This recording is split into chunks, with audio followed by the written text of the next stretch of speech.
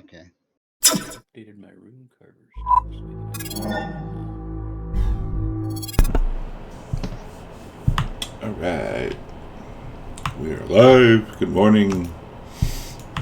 It's early. It's 8:40 on the 18th of August, and it's time for some more D&D. Session 102 of Odyssey of the Dragonlords, titled Freefall. It's been a few weeks, so hopefully people remember what happens. Oh wait, we have our resident scholar Acadia to tell us what happened. If she's awake. Good morning. It is 7:41, an hour later than usual for me, streaming to you live from my last day in Boise, Idaho. We begin the session on our 103rd day together, with who knows how many days remaining of the Oath of Peace at this point. We are in round 7 of a battle. When we were sailing on the Ultros towards the constellation of the Dreamer, we suddenly saw in the distance a war armada and the 100-handed god Kentamane in the distance. He destroyed most of the armada, well, all of the armada, except for one ship that came towards us. All of a sudden, an island popped out in the middle of the ocean, and we began battle. We found bronze automatons, cyclops gigons. No, wait, is that the other one? I can't remember. Oh goodness. I think that was it. No, I have no. At least yes, we did. And the leaders were Hergeron, who we had met before in the Great Games, and Lady in Red. We are currently in round 7 of that battle, and Amitrius runs to Hergeron and says, "Hey, Hergeron, remember me, old friend?" And Hergeron says, "I'm sorry about this. I don't want to do this, but I have to." And Amitrius says, "It's nothing personal." And then level 3 Divine smites him thanks to a Corbin cheater in the chat crit for a whopping 98 points of damage, and Divine smites him again for 43, then casts Shield of Faith on himself. Well, Hergeron returns the favor, hitting Amitrius, causing the Shield of Faith to expire. Kyra casts Lightning Bolt on a couple of automatons, but they take no damage. Nico is hit and loses his concentration on his Conjure Animal spell, so the bears disappear. Hergeron casts Spirit Guardian, and angelic demons fly around him. Rockhard Nico, who is in an earth elemental form, takes an automaton down. It explodes, wounding him and a minotaur. Arcadia gives Gravik, who is down, a potion of healing. Gravik mounts Aziz and flies him close to the Spirit Guardians. Vengeance gets to Hergeron, claws him, but finds he takes no damage. Or in the next round, Gravik casts Sensor's transformation, but immediately after, the Lady in Red shoots a star at him from her crown of stars. It causes him to lose his concentration on it. She gives him a little wink and blows him a kiss. Demetrius disengages, and Hergeron calls him a pussy. Hera starts singing a song. We have not heard it before. A bronze automaton hits Nico and takes him down. Hergeron casts a spiritual weapon next to Corbin and hits him, but warns Vengeance, "You should leave if you want to live, young one." Arcadia dashes to Nico and gives him a potion of greater healing, and before she leaves says, "Returning the favor." Vengeance flies to the Lady in Red and bites and claws her, so she is vulnerable to physical damage. In round 9, the Lady in Red tries to banish Vengeance, but is unsuccessful. Demetrius loses, it's so early, uses his last lay on hands on himself. And seeing how powerful our foes are, he tries to tell the Minotaurs to hang back, but they refuse. Kyra sings again. Hergeron says to Vengeance, "I told you, little one, I am sorry," before hitting her twice.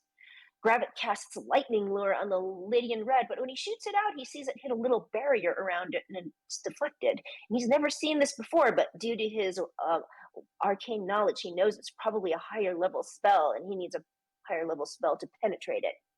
Vengeance recharges and breathes her cold breath on the Lady in Red and Hergeron. In round 10, Gravik casts Storm Sphere inside the Spiritual Guardians, but the Lady in Red counterspells it. She shoots another star at him, taking him down. And we find out that the Minotaurs cannot hurt Hergeron. Corbin gives Gravik his last healing potion, a potion of superior healing. Amitrius charges to the Lady in Red and hits her with a level 2 Divine Smite. And as he smacks her, Hergeron says, "Come on, man, pick on someone your own size. Leave the woman alone." Demetrius agrees with his logic, so he swings at Hergeron. And Hergeron says, "That's more like it. Smite me, oh mighty smiter." Demetrius says, I'm starting to get a little concerned with you, Hergeron. You seem to like it a little too much. He divine smites him, and Hergeron spits blood all over him, and Demetrius activates his form of dread. Kyra sings the same song once again and casts fairy fire, and Hergeron lights up bright pink. And Hergeron says to Demetrius, well, if you want to do it, I guess I will too. The spiritual guardians disappear, and he staggering smites Demetrius. And Demetrius says, so that's what it feels like. He asks Hergeron who he serves, and Hergeron reminds him he is the son of Sidon. And Demetrius says he has heard tales that he fought him, but he says, yes, but he is also my father, and we know what you're trying to do, and he commands me to do this. And unfortunately, I have no choice right now. I don't want to kill you, but and Demetrius says, I don't want to kill you either, Hergeron. And Hergeron says, I don't want to be on opposite sides of this war against you, but it is what it is, my friend. And they agree to bury each other if they should kill each other in places of honor. Nico casts Mass Cure Wounds on himself and several party members, and Mad Celts, thank you, Mad Celts, gives Nico a potion of greater healing. Arcadia shoots Hergeron, who says, I expected nothing from the nothing less from the daughter of Pythor. Now, Corbin uses his last runic shield, and Gravik uses his last cutting words, Bard, to aid Demetrius, but it doesn't help, and he goes down. Aziz recharges and breathes fire on the Lady in Red and Hergeron, and Vengeance also recharges and breathes her cold breath, fire and ice, on the Lady in Red and Hergeron, taking the Lady in Red down, leading us into round 11, where Gravik uses his Ring of Spell Storing and casts the Steel Wind Strike spell that's inside of it to hit Hergeron. Corbin follows up by pummeling him, taking him down, but he doesn't hit him again because he's his stepbrother and wants to keep him alive. I'm reminding you that Corbin's girlfriend is Versi, the daughter of Sidon. Mad Celts gives Corbin a potion of healing, and Nico casts Cure Wounds on Demetrius, reviving him. Arcadia turns towards Kentamine because the Amazons worship Kentamine, and she raises her crossbow in the air. He looks at her. She goes down to one knee and bows. Demetrius takes Hergeron's sacred weapon from him and ties him up with a rope and manacles before casting Cure Wounds on him, reviving him. And Nico stuffs his sock in Hergeron's mouth. Gravik attempts to stabilize the Lady in Red, but fails horribly. But he is able to stave off his own Dhampir bloodlust, though. Hergeron yields to us. We find out he wasn't planning on coming to fight us, but Kentamine had other plans by sending him to us. He says they were going to go and sack, and he trails off, but Demetrius guesses that he sacked Mitros, but that would be a breach of the Oath of Peace, so he assumes that is why Kentamine took down the fleet, but Hergeron doesn't say anything. And Demetrius says, besides, wasn't Acastus on Sidon's side? And Hergeron doesn't say anything. And we find out that he doesn't say anything partially earlier because he has Nico's dirty sock in his mouth. They take it out and Nico puts the sock back on his foot. Ew. But Demetrius says, suit yourself, Hergeron. What do you suppose we would have to do with you now? And Hergeron says, but the queen, and trails off. Do with me now? You could let me go. Corbin asks for an oath, and he gives one. He will not harm any of the five of us, and he will not attempt to hinder anything. Corbin asks him if he will also swear to protect Versi, but he refuses, calling her a traitor woman. But he asks us to convince Sidon that he's dead. He's tired and just wants to go to his island with his mate and live in peace. We find out he has an older brother who is still alive, but he won't divulge his name, only telling us that he's someone we don't want to fuck with. He is answering our questions to the best of his ability. There are some things that he literally cannot tell us, even if he wanted to. Corbin asks him how many days are left in the Oath of Peace, and he thinks about 6 or maybe 7. Demetrius unties him at this point, and in exchange for money, he tells us the easiest way to get into Fraxis, which, if you remember, Fraxis is where Sidon lives. It's to go underwater, and when we're sailing around the tower, we will notice pipes located just below the water level, and they are big enough for medium-sized creatures to make their way, and it is under the constellation of the Titan. The Minotaurs, who have been instructed to loot Hergeron's ship, struggle to roll out, guess what, the Wheel of Fortune. Corbin runs over and gives it a spin. He spins a 16 and feels a little bit bolstered, and apparently it appeared in Hergeron's hold one day. We each get a random, very rare magic item from Hergeron's ship. And in order to prove that he's dead, Hergeron takes Demetrius' magical axe and cuts off one of his own middle fingers, and he says, show that to Sidon. He knows that's my favorite finger. The lady in red down has a slight pulse, so Hergron takes her with him, and as he is sailing away, he says, "To me!" and the sacred weapon that Demetrius looted appears back in Hergron's hand. Corbin flies over to Arcadia and asks her what's going on with Kentamane. She's still praying. He offers to fly her to him, but she thinks if he wanted to be closer, he would. So Corbin tries to fly over to Kentamane, but every time he thinks he's getting close, he's not. Demetrius asks Grabbit if he can teleport Estrella, and Estrella is Demetrius's little dragon that he hatched like a few days ago. So she can fly to Kentamane and perhaps be aged like Vengeance and Aziz, but he can't. So Demetrius looks for Gaia to see if it can. We have not seen it, so he calls out for it. And then Kyra asks him, "What's a Gaia?" And Demetrius nonchalantly tells her it's the Mirror that travels with us. And she asks, "The fuck is wrong with you people?" She confirms we have seen it cast spells that we have never done before, and that we have seen several of the creatures on the colony. And she tells us the story of why they were sealed away. Chelsea, the goddess of swiftness, who is still trapped in the volcanic island, decided to create them, and they got a little bit too big for their britches. They have a hive mind, so if one of them learns it, everyone learns it, no matter what it is. They started fucking like rabbits and spreading and almost completely took over the world. So Kentamane sealed them away on an island with an impenetrable shield, but remember, Grabbit got us through with Dimension Door. Obviously, others have gotten out since Gaia knows spells we haven't shown it. So Kyra says if they decide they want to take over the planet again, they could probably do it. Demetrius argues we're teaching it about respect and honor and doing the right thing, but Kyra argues one amongst hundreds.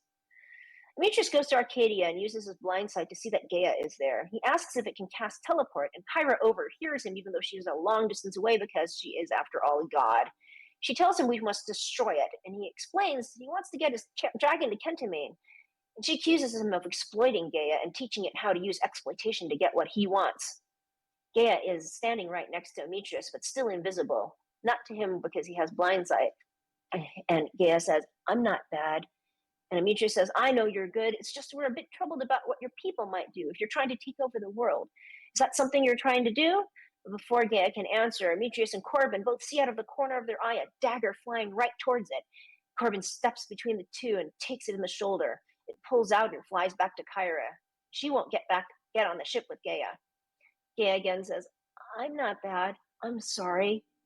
Demetrius tells it he thinks it's in danger. He wants to leave it at Volgun's for a little bit, then pick it up after.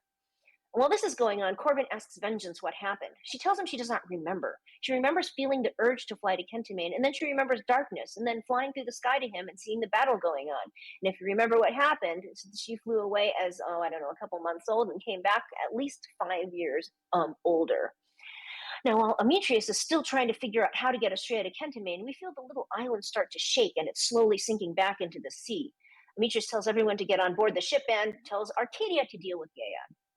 Gravic puts a hand on Kyra's shoulder and Dimension Doors back to the ship, and she begrudgingly lets him.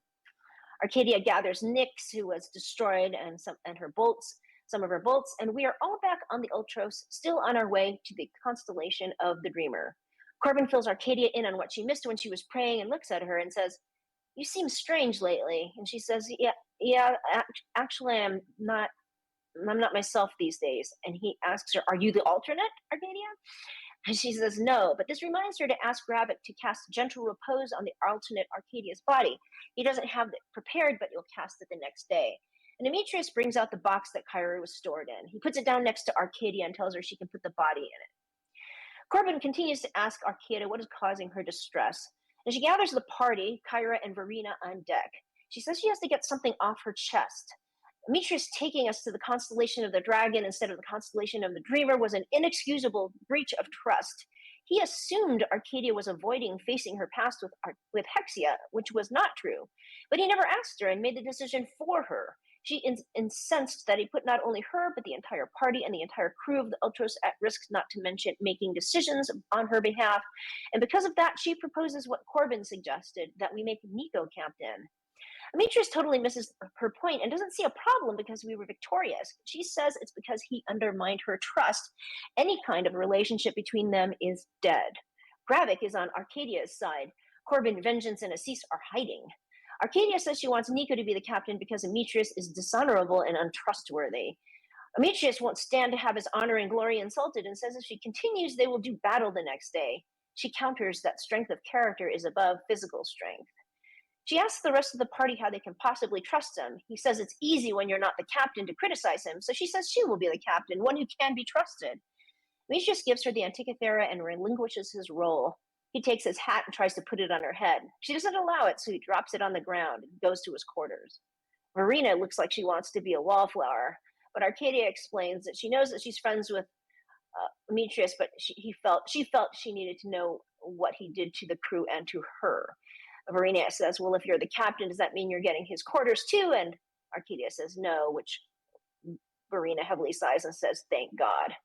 But then Arcadia goes to Nico and asks if he wants to be captain, just as she had planned on asking him. She said she would trust him and asks if he would feel comfortable doing this, or does he want to co-captain with her, or would he rather not be involved? She just wanted someone to have the Antikythera because she can't trust Demetrius. And Nico agrees to be captain, and she says, don't let Demetrius sway you and hold him to high standards. We sail away from Kentamane. He didn't say or do anything. Vengeance is too big to fit into Corbin's room now, so he makes her a nice place on deck with a pile of gold around her, and warns Brogar, the head of the Minotaurs, to stay away from it, otherwise they would get a chilly reception with her cold breath.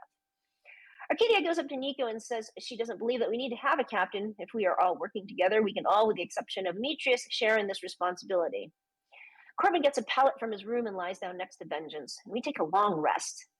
While we are sleeping, we each have a dream where we see Mitros completely under siege, burning down to the ground. People are screaming and the whole city is getting destroyed. The camera pans out and the whole world has little fires here and there. And we hear, if you don't get along, this is what will happen. We dream a little bit longer and we hear, if everything goes according to plan, and we see Mitros thriving. It's a beautiful city. We can tell that it's been at least 100 years in the future. Everything's beautiful, there are dragons flying around, and there are statues of all of us. Arcadia wakes up and spits on the ground and says, I can fight alongside anybody. I don't have to like them. Now, there's a flashback to the day before, available only to, say, the viewers, and not to the players or the player characters. As the island sinks away that we fought on, and the Ultros is sailing into the distance, the camera points up to where the dragons appeared, and we hear a voice. The voice says, the first step is in place. Soon you will have your revenge. And the camera shows that the person turns around and mounts a horrifying looking dragon. And the voice says, you will soon have your revenge, my friend.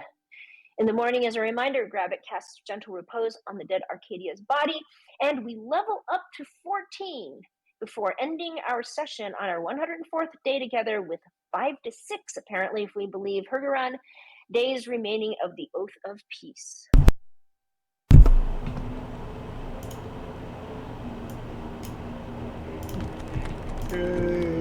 Yay! We're back. Okay. Whew. That was good. Hopefully, everyone caught all that. Yeah. So. What day 2 of our journey at Odyssey? Is that which day we're on now? Correct. Did we have a long rest? That's how you leveled up. Okay, so it's like morning now. Yeah, it's like morning time now. And we're sailing, and it's probably awkward. It's doing walk over to Kyra, and I'm going to ask her what happened. And she looks at you and says, a little bit more specific. That's a very broad term. With you dying. Oh. I died. That bitch killed me, and then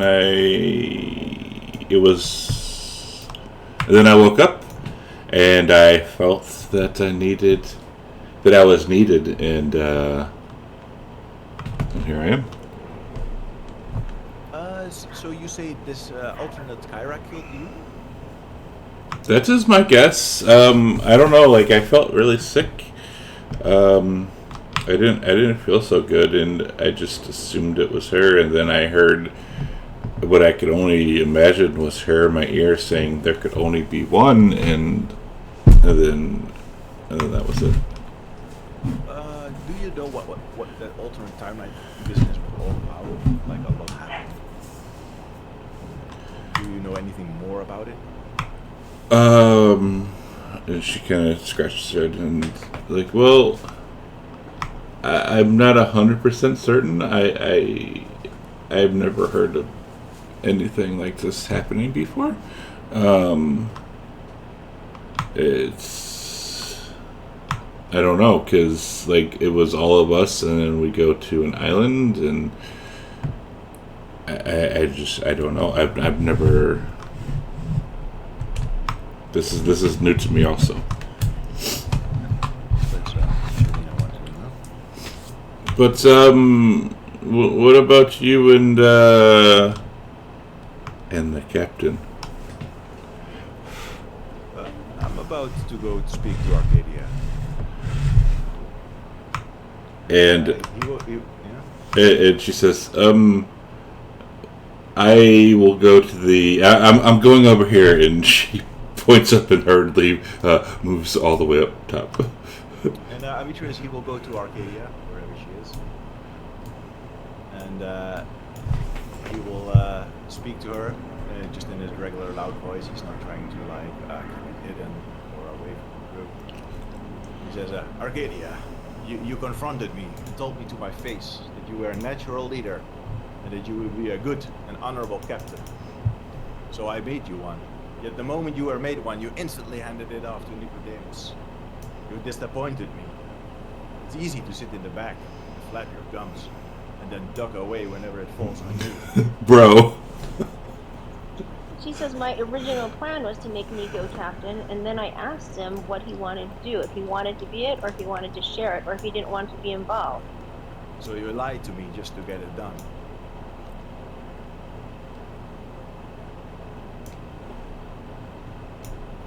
No, it was not planning. It's not. I wasn't thinking of lying to you. I was going back to my original plan. But do you want me to be captain? I'll take it back from Nico. I'm happy to be captain. You keep on assuming things about me, and that's what gets you in trouble. Demetrius Why did you frowns ever and shakes his head. You talk to other people. I've seen you talk to other people when they have problems or you think there's something you want to help them with. Why did you skip me? Why didn't you say? I'll tell you why. I've always had my own issues with you. You're not a team player. You always go off doing your own thing. You think you're better than us, and I don't think you care a whit about your fellow party members. I go off by myself because I'm often shooting from a distance. Do you ever see me doing something against you when I'm fighting? Or elsewhere. Why would I want to hang out with you guys? You're going off causing trouble. I'm not going to do. I have other things to do. That's something personal. Gravik goes off by himself to buy wands. Why don't you pick on him then? Corbin went off. Any problems. Well, how am I causing you problems? It's about being friends. It's about talking to each other. And you're always a solo player, a lone wolf. I've never had the feeling that you cared about me even once. Have you ever thanked anyone for the efforts we've done on your behalf?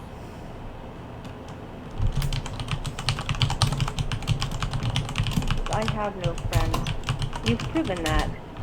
That's what I thought.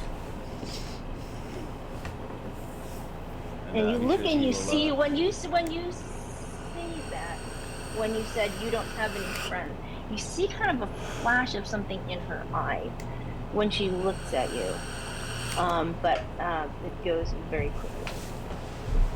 And Demetrius, he will walk over to where he dropped his hat. He will lean over and pick it up.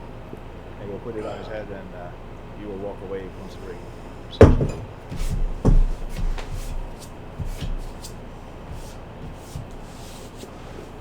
And when you do that, you see people hurriedly move out of the way. And then he will approach Gravik and ask for a portal to Vulcan's place. Gravik will do as he has, activate the portal to Vulcans, and just leave it open, come back if he wants. And Demetrius will go through to go and find Astrea again. Okay. Is anyone else following him into the portal? I think I'll stay on the ship as was gonna stay on the ship doing so-called captain duties. All right. You know, he's walking around. Hoist that main sail. Swap that deck. Batten down them hatches. Stuff like that. Do we even have height? Oh, yeah, for the roads. I think hatches for the cannons, right? Swab the poop deck. Swap the poop deck. Ugh, it's just With these big dragons, they're gonna take dumps on the poop deck. yeah. Nah, they fly. They can fly now out in the Just water. Get up and fly and go in the Or ocean. yeah, or hang their ass over the edge. Vengeance is well trained, not so sure about Aziz. There's no formal training. Well, you don't know. Like they've been behaving the last 12 hours. So you go to Vulcan's Forge, and looking around, you see the salamander and some other doors, but you do not see Estrella or Vulcan. I will approach the salamander. I will give her a formal and respectful bow. I will say, greetings again. It's good to lay eyes upon you once more. And she says, "Oh, Demetrius, if I didn't know any better, I'd say you're trying to flatter me." What can I say? The shine of your skills is something I can't draw my eyes away from. You're gonna make an old girl blush. Say, would you know where Vulcan is? Yeah, he's somewhere off with Estrella, teaching her something about something. Do you know around what time he comes back? What time is it now? I have no idea. What time was it about when I left? Morning. Yeah, I will say early morning. Probably early afternoon then. I don't know. He's off teaching her dragon stuff. I don't know. Well, can I wait here for a while?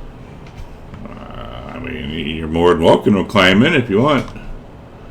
I will look at the pool that she's in. It was fire, right? Yeah, it's like extremely hot. And I'll begin like retightening my armor, making sure that there's no spills. Putting the plates back in order, and I'll wait for Vulcan in the pool with the salamander. And she'll ask, so where's everyone else? Or is it just you now? Well, the others, they have no reason to come here at the moment. We've only recently been here and bought a few things. I'm just there to pick up Estrella. That's fair. She's a very feisty dragon. She is. I've always found her rather well behaved. Well, you leave her around Vulcan, you know.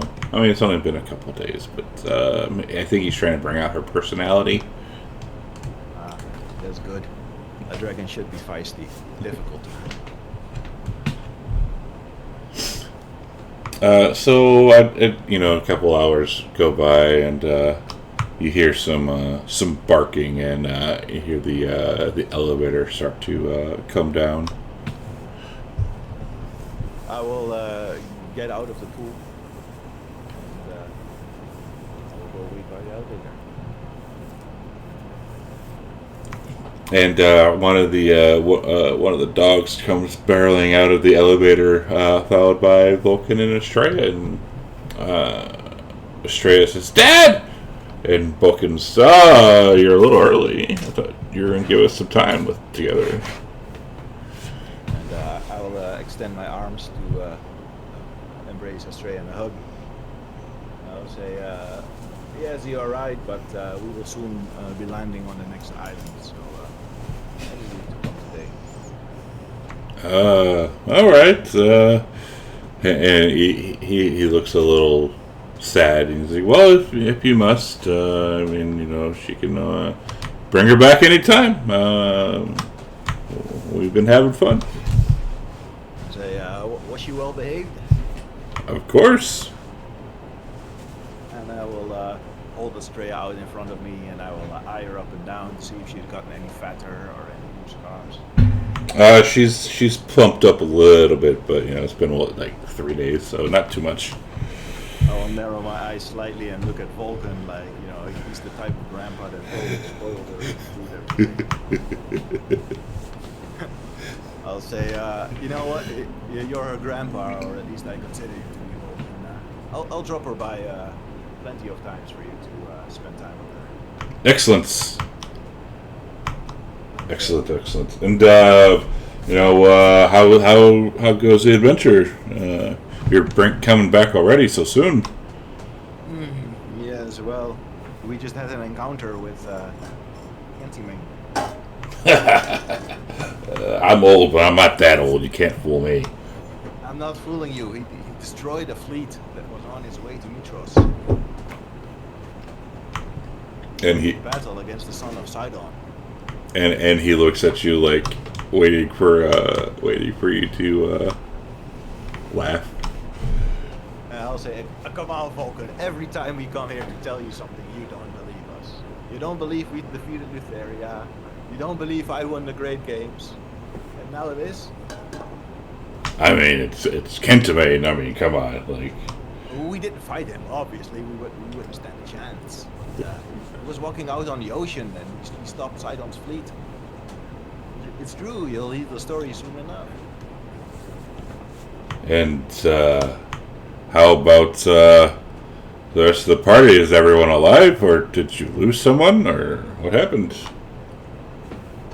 We made it through pretty well, and you were completely right about Kyra. She's back and she's healthier than ever. And he just nods knowingly. And Kentimane, he did something to the other whelps. He aged them up. And he cocks an eyebrow. He did what? He aged them. They are worms now.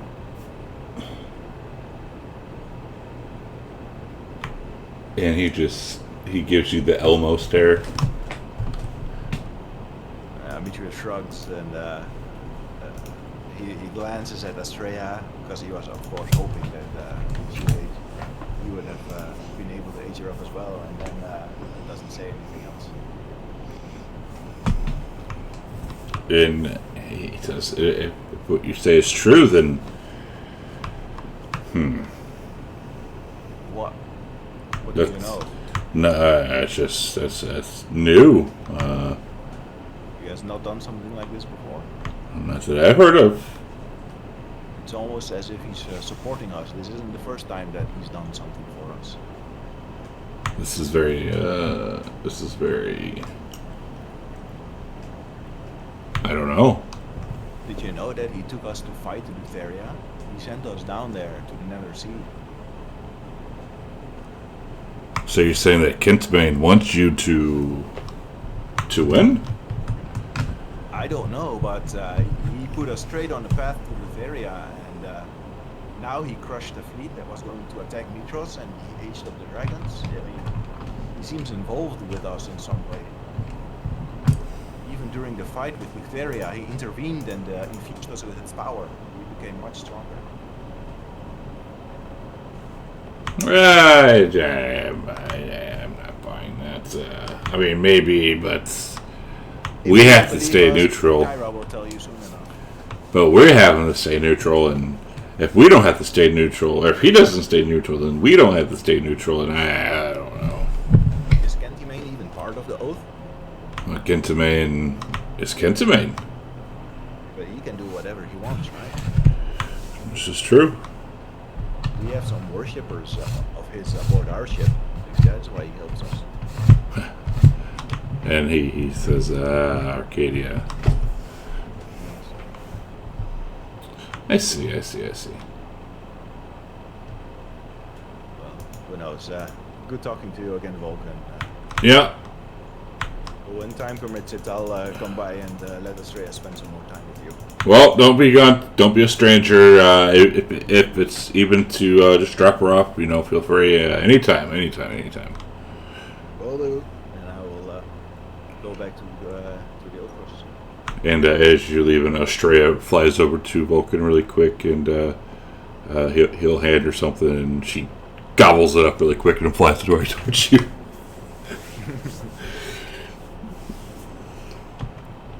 And you're back on the ship. And I will go spend some time with Estrella, talking about her adventures, playing with her a little bit. And her eyes grow huge at seeing Vengeance and Aziz, and kind of ignores you and flies over to them.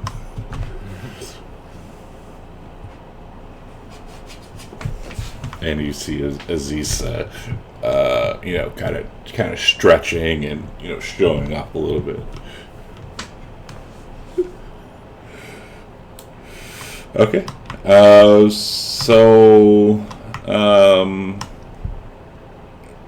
J2, are we doing more things? No further plan for me. Arcadia is working on rebuilding Nyx. Okay. Poor Nyx. She got crunched. And, Arcadia, you hear a voice next to you. What are you doing?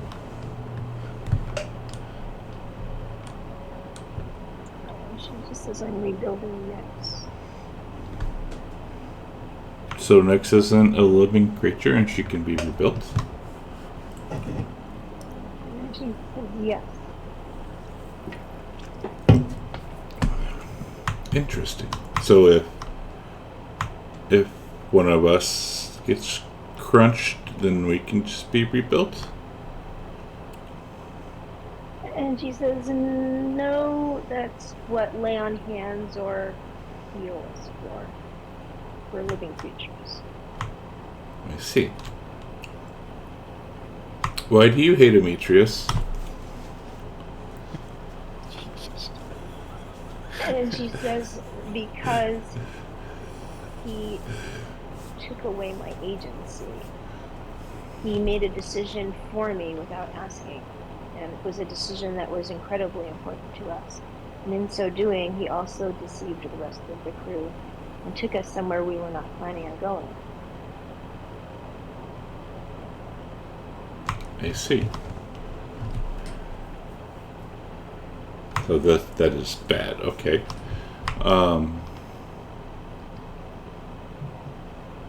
And then Gaia says, I'm sorry that Kyra hates me, but I'm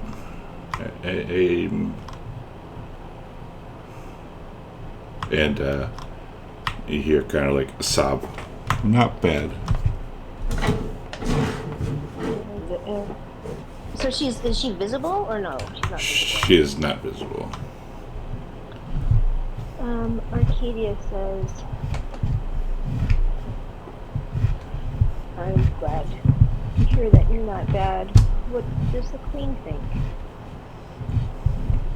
of all of this? Do you understand how it could be frightening to have creatures that are all powerful? And Yes. everything? But that's why I've been sharing with you my motivations, why I do things. Because you are young creatures and you don't have the experience to weigh right and wrong and good and evil. So I'm trying to show you. What do your colony mates, what are they learning? What are they thinking? What does the Queen think? Well, right now they are debating on whether Baphomet or the Great Stallion to be worshipped, and they are continuously arguing back and forth, and I'm afraid that there's going to be a fight break out between them. But the Queen overall, she is staying neutral, and she wants me to learn while the others are also off learning.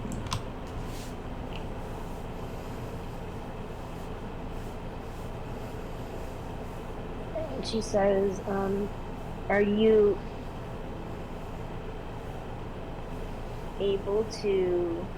So are you able to give her messages? Yes.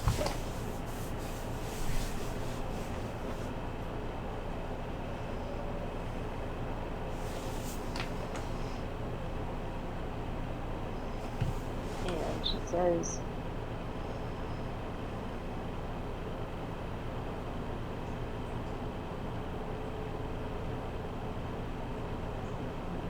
she is wise to stay neutral, but unfortunately this is not uncommon in the land of men to people to fight over different ideas. Gravik and I need to show him that our gods are allies. And then when you say that, maybe Guy will say, well, maybe... Well, is Demetrius stand? Or, No, or no, no, is I No. was out of character, sorry. Oh, okay. I was I like, wasn't there. And Guy says, well, maybe we don't need a world of men. Oh god. and she says,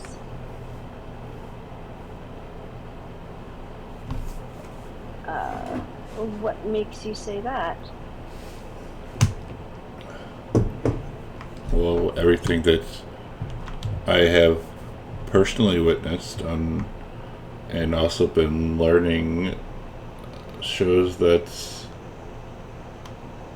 men are very indecisive, and they don't they just needlessly kill, and they fight senseless battles, or are extremely greedy. And she says to him, and have you seen that from me? No. But, like, she said, what is one good amongst hundreds or thousands of bad? She says, Gaia, that is... If we were to give up hope, then we would all stop fighting, because there are only 5 of us here, and we are trying to keep the destruction of the world from happening. And if we let that thinking lead us, then there is no hope, and we would stop. But there is always hope. And you find your hope through this Kintamane?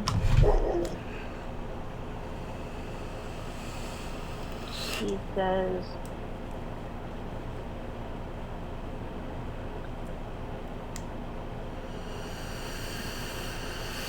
I find hope through my fellow tribespeople, and yes. But you never told me why you called him the Deceiver. And how does that change your thoughts about me?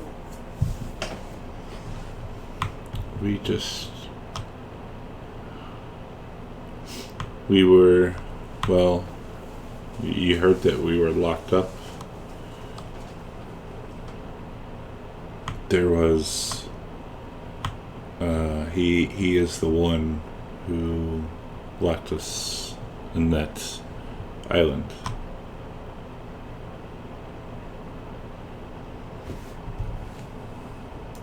Yes, because Varia tricked you into attacking his consort. Yes. Yes. And he tricked us all into gathering on that island and put an impenetrable shield up until the Gravik showed us how to gleep.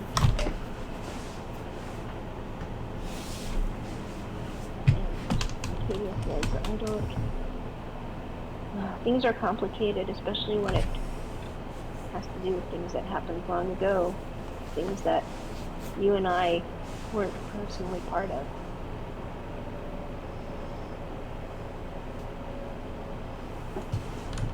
Well, I grew up with him being our god. And then Lutheria stopped and took over our tribe, tricking us as well, until we killed her.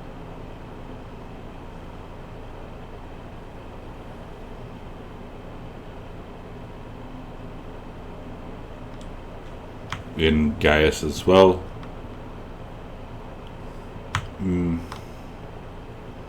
Maybe men should no longer rule this world. Maybe someone else should. Maybe the Graphic.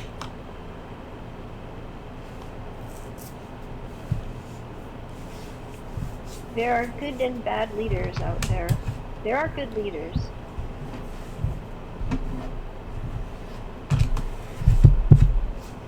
I assume your queen is a good leader. And you hear no response.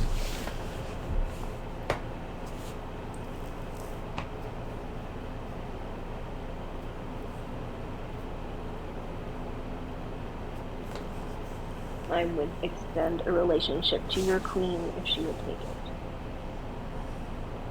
If she ever wants to talk to me. And you hear no response.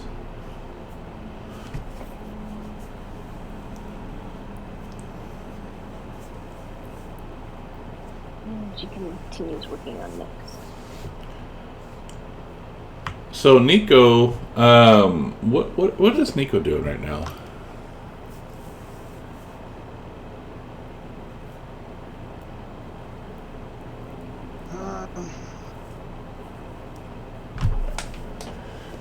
Day one of captain's at sea.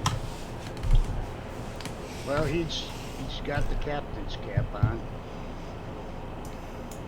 And Did he get it from Armenius? Because Armenius said he was picking it up. Or did you pick it up earlier? he picked it up. So he's just sitting up at the captain's chair. I'll put him there. And he's just sitting there talking to the guy that's got the wheel, if there is a wheel. Yeah, there's a wheel. I think the ship's on its course right now, is it not? Yes, it's currently sailing.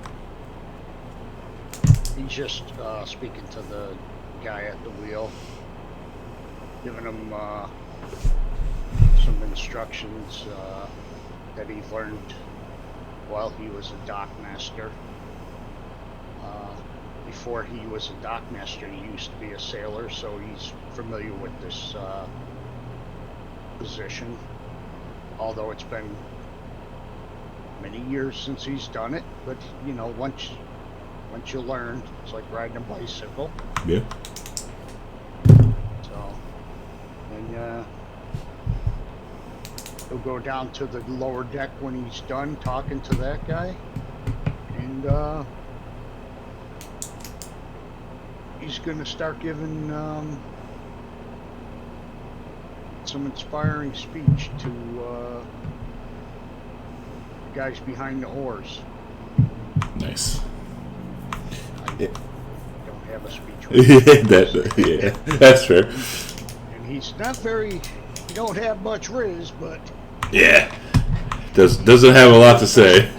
Yeah. So while you're giving a speech, someone comes running up and Captain. So how do you want to handle the shift changes? Do you want to keep doing it how Armenius was doing it, or what do we do? how was What's up, bitches? doing it? Well, we were doing 4 on 4 off, but some of the guys want to do 6 on 6 off, and then others want to do 8 on 8 off. We'll go by the majority. So everyone put their vote in, count them up, and then we'll go by that. Okay, and what about all the extra hay that he put in? Do we still want to pick up some more hay next time we hit shore, or? Well, that's for the animals, correct? Well, the animals and he's been putting some in his room. Well, I guess it's your room now, but so if when you got there and you see extra hay, that's why it's there. Use pot horse. Perhaps you need something to chew on, like tobacco or something. I don't know. Yeah. Either that or he's using it as a toilet. I think that's what he's doing. Cleaning that out. That's fair. The crew asked next time that we hit shore, a friendly area that the crew get some off time and perhaps find some companionship. And he winks. If that's okay with you, of course. Mitris, he was trying to keep a strict celibacy, and some of the crew was not happy about that. No. If I could have my wife and family on board, then the crew can definitely get themselves their kicks in when we stop. Oh God, this ship Excellent. is going to hell. Excellent. Thank you, Captain. Thank you, Captain. You cannot sneak anyone on. And you hear someone in the back. This is bullshit. Yes, Captain. Absolutely. No sneaker honors. I think that's all we have. Do we still report indiscretions to Verena, or do you want to know about them now? Give them to her. She'll take the most important ones to me. Yes, sir. And any special meals that you want now that you're captain from the galley, or or no? No, I'll have to make regular meals with the crew. A captain of our own people. And he will he'll give a quick bow and we'll scurry off. And you hear some people saying, man of our people, great Nicodemus. I do the best I can. Nope. Back to work. Yes, sir. Oh, and he comes running back. And about your room, we're kicking off. We're gonna have Demetrius's stuff packed up very shortly, so you can move you and your family in anytime.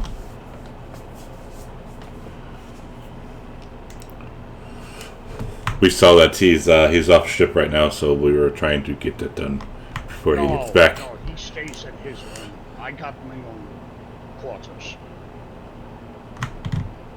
And he looks at you quizzically, but your quarters are shit? Those are now the captain's quarters. Yes, sir, absolutely. And then he'll take back off running. And Gravic, what's Gravic doing?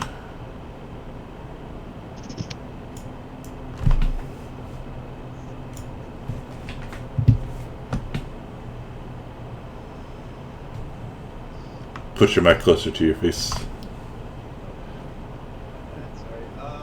Yes, that might be evil's forest spell and his running of but we'll put fire set. Okay.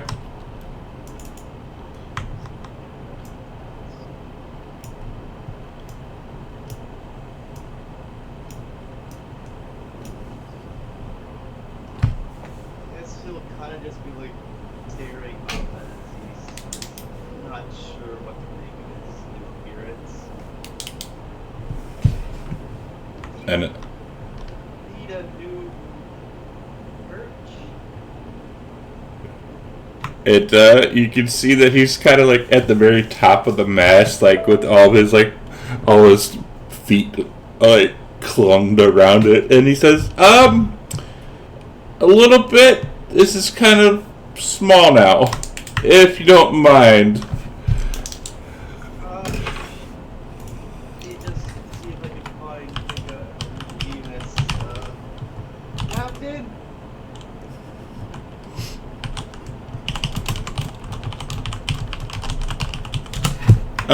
He went below. He went below deck. Okay, just stay there and don't crack the mast. I'll be right back. You'll go looking for Nicodemus.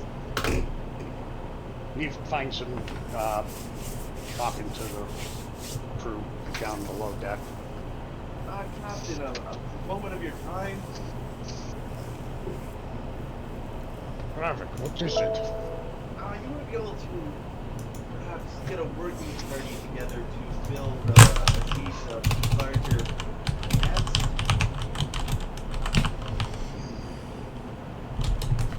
Well, He's quite fond of the mast, and I'm afraid he'll either at some point fall off it and crash the deck, or maybe even break the mast with his new pet. well, I doubt he'll break the mast. That was made from that gigantic tree that we found Dryad, the I stump. think. Yeah, a dryad tree. Yes, Well, we found the stump at that underground thing that we found one day. well, he could pose a falling hazard still. Might fall on one of the crew members when he rolls over in his sleep. Our next stop, we'll cut some trees down and make some extra planks for his new deck. That's all I can ask for, I suppose. I'll go try and ask him, as he's not to sleep. Maybe just sleep on the deck for the time being until that sleep. Well, thank you for your time. Well, Greg now. Sighs and go back up to the deck. Aziz! And Aziz gingerly flies down. Perhaps it would be safer for you to sleep on the deck for the time being until we can renovate your perch. And he just looks at you like you're saying like the most like asinine thing he's ever heard. I know you're fond of it, but if you fall asleep and roll over, you'll probably crush one of the crew members with your fall.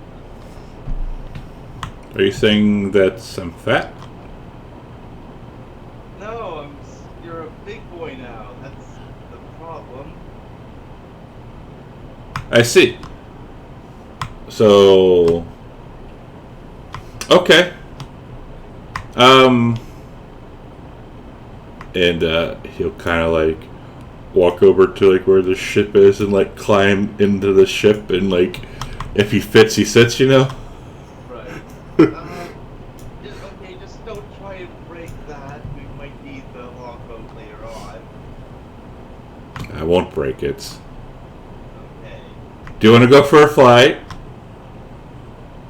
Maybe at a later date, but since they are going to be renovating your perch, you might want to move your goal for the time being. Well, you don't have to move it right now, but you probably should move it when they start work.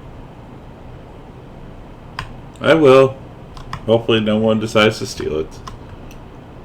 Yes, I know how protective you are of your board. Yes. Yeah, but don't. If someone takes any of your gold, just let me know. Don't immediately burn them to death. Oh, I don't think anyone will be taking my gold anytime soon. The only person who ever tried was, well, you. Yes, which is strange. I would think a bunch of greedy crew members would try and take at least a point or two from you, but And you hear someone in the background. We're not dumb. We don't steal from dragons. Dragon's just gonna say it under his breath, yeah, there shouldn't be any problems. Besides a bigger perch, is there anything you need in your new teenage form? Food. I'm hungry. Like, I'm really hungry.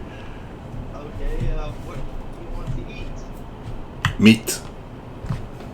Any particular meat? Well, I'm kind of keen on goat.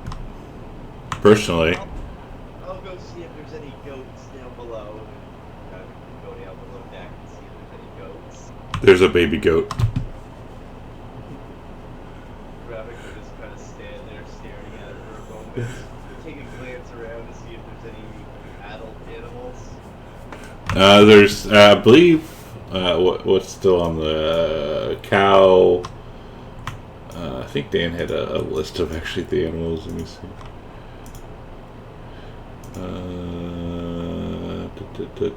Burger, no, you can't eat a minotaur or a lizard. Oh, there's 23 goats still. Sorry. There's a white cow. I guess that's just some goats and cow. After a moment, he'll take one of the goats and lead it up on the deck and put it in front of Aziz. Well, here you go. Did you want me to have it prepared? And the goat is what was fighting you the entire time, and now it looks at you resigned to its fate. And Aziz just looks at it and looks at you and looks at it and looks at you and thanks, and takes puts one ear over one hand over one of its nostrils and blows with the other one, and a little fireball shoots out and hits the goat. Gravity's gonna gag a little at the smell of burning hair and torch flesh. Okay. There you go. Enjoy. Gravity's gonna stumble away. And while this is happening, Vengeance tells Corbin, "So uncivilized. He should not be doing that on the deck, Father. He really shouldn't. That's not the smartest thing in the world. What if the ship catches on fire?" You could put it out. Well, I know I can, but that's not. He needs to be. That's fair. And speaking of sleeping arrangements, yeah. I thought we would just sleep out on deck. That's what we've been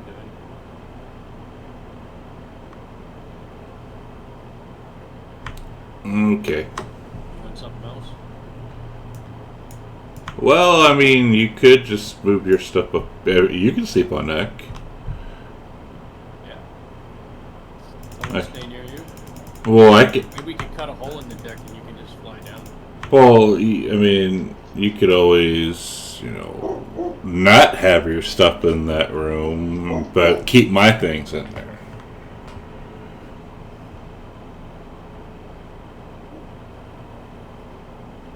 That's fine with me. I can sleep on deck if that's what you want. Thanks! I don't have very many things. Thanks, you're the best dad. And she'll take off she'll start taking off the air, and she's like, "Oh, wait, do you want to go for a fly?" Sure. And she'll fly back down and get on. Hop on and fly around. Yeah, she'll go turn off around the deck or around the ship and flap into the air and just fly around and do crazy dragon shit. I'll look for nice places I can camp on deck. Yeah. There's that spare boat. Aziza's claimed the other one apparently. Oh, okay, I'll take the other spirit boat then. Okay. And when I get back, I'm going to gather some of the crew around, and I'm going to pay them some money to try and sneak up on me whenever they want during the day. And the crew says, we seen what happened last, like when you get,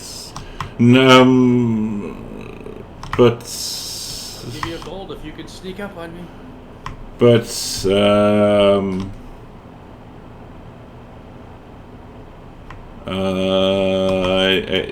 we don't want to get hurt. I won't, but you. But what if you get scared? Well, then I'll give you a gold. But what if you get scared and hurt us? I'm Corbin, I don't get scared. I get even.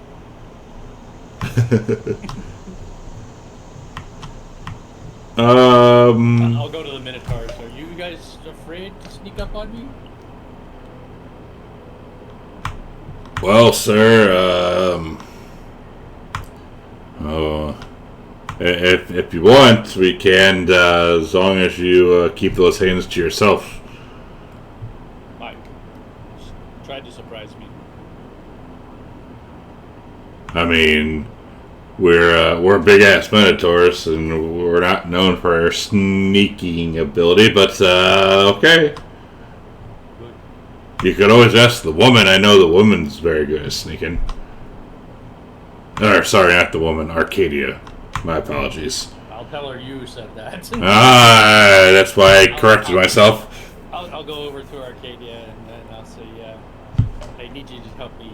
Try to sneak up on me if you can and surprise me. What, like boo, or do you want me to attack you, or what do you want me to do? Oh, just boo will work for now. I don't need to be shot in the back with an arrow. Okay. And I'm least suspected. Okay. I'll go off and I'll meditate. To keep you on your toes.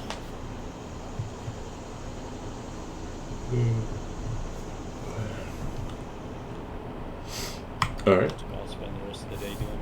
See So- if Arcadia can surprise me. And I believe you have a rune or some shit that doesn't allow. Yeah, that's what I figured. Exactly. That's what I figured. It's my new ability. Yeah. I'd be surprised. Can't be surprised. Yeah. And then after Well, actually, if she was, for example, in stealth and hiding, and she would take an attack against me, you wouldn't get the surprised condition, but you would still be surprised. It's like a thing that you don't get surprised during the first turn of combat. You can still get like surprised. Well, that's why I told her not to shoot me. Yeah.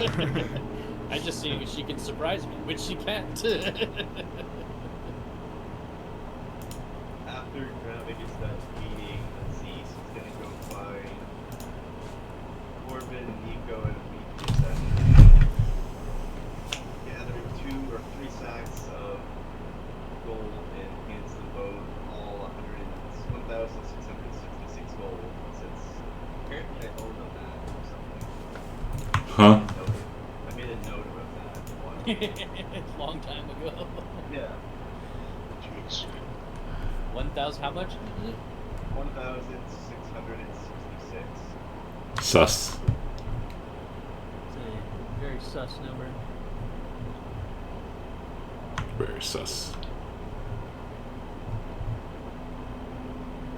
The gold amounts we have is getting out. I think altogether we have like at least 50,000 now. Oh, easily. Probably more. I could probably tell you actually. Wow, we could buy slaves, free them, then make them slaves again. And free him again. And free him again. We will be great heroes. Yeah, you have 43,000 gold, 38,000 silver, 200 platinum. Are you counting the 27,700 I have in my bag? And now in my bag. I'm just counting. I'm just. Over 100,000. Yeah, I'm just going off of what is carried. Yeah. Yeah, no, What you're is it? missing Let's what be I actually have in my bag. fair. There's stuff. There's 3 things in the party sheet. Can we do something with those, please? Or unless we're just trying to get rid of those. The Golem manual that Nicodemus did not want, a scepter, and a scroll. Yeah, the scroll I put in there because I don't want it. Maybe we can sell something with another portal. Go out, sell some stuff. Should have dumped all that stuff on you when you went on your trip to Vulcan. Yeah, this wand also needs attunement.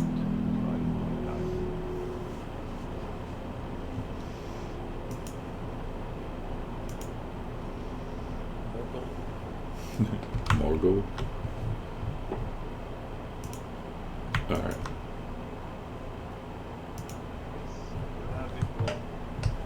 Take the scroll and manual golems. That's okay. All right.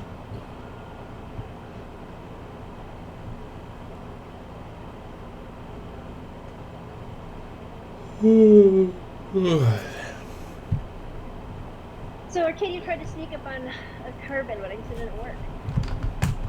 No, I just, as you sneak up on me, I just turned my head and wink at you. Nice try, Arcadia. You were very stealthy.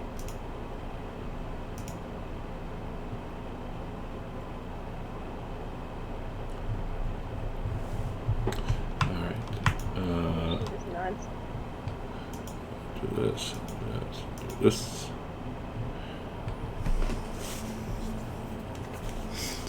All right. So next day, you hear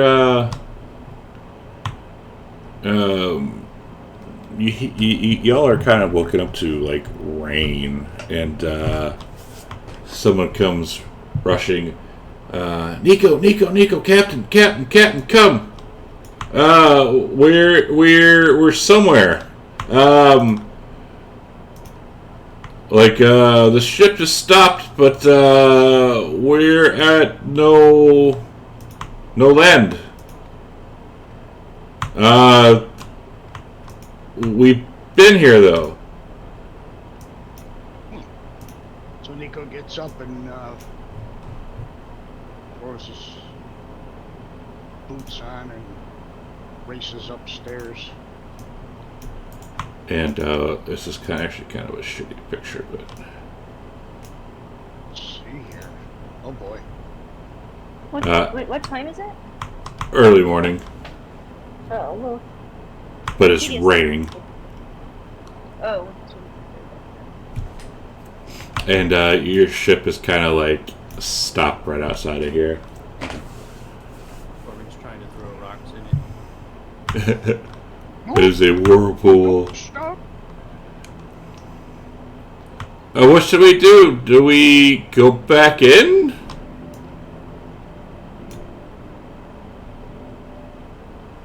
Are we up?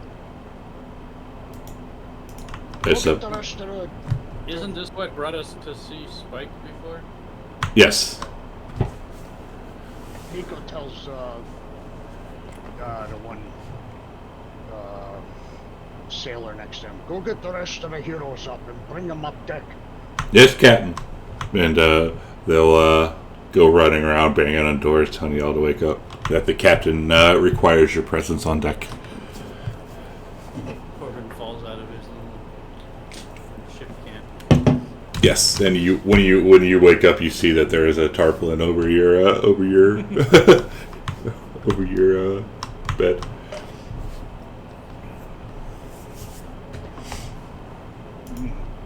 I guess when everybody gets up there, Nico's just gonna point his hand out towards what we see.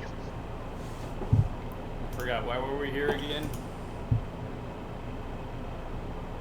I don't think this is our stop.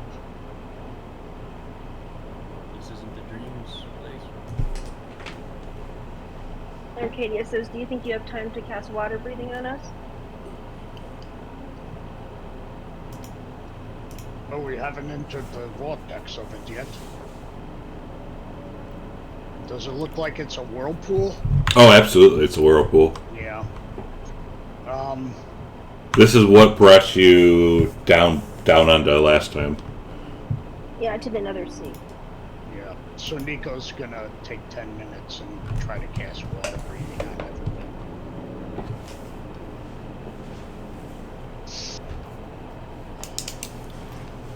Well, I can only get a couple of you.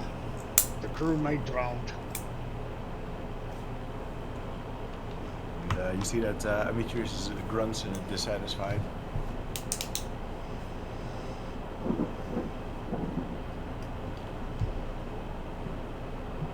Pretty ominous. And the crew says, "Well, what should we do? Do we go back in, or do we try to go somewhere else?" You can see that Amitrius is growing more and more irritated. I don't know. Do you think we should go down? You're the captain. I guess it wants us to. Why not take a vote first? Amitrius, he goes downstairs. Yeah. Damn the torpedoes, Captain. Full speed ahead. Aim towards the center.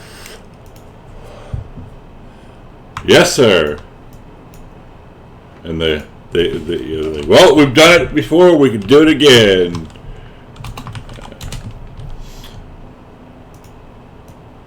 And let's see here. Yep. So you go back into. On the stone and say, "Hey, is everything okay down there?" And you see shit going flying back and forth as the starts entering the whirlpool, and we go. It gets, just like last time, and then it all calms out, and we're back. What, in another sea? So the Dreamer constellation led us to the Nether Sea. Well, that makes sense, because Lutheria is the Dreamer. Their domain. Exactly. So actually, we had already explored this constellation when Pentimane brought us here. Yes. Yes, you have. You see Corbin banging on some stones and going, "Hello? Hello?" And you hear, "Hello." That's all you hear. Hello. That's all you hear.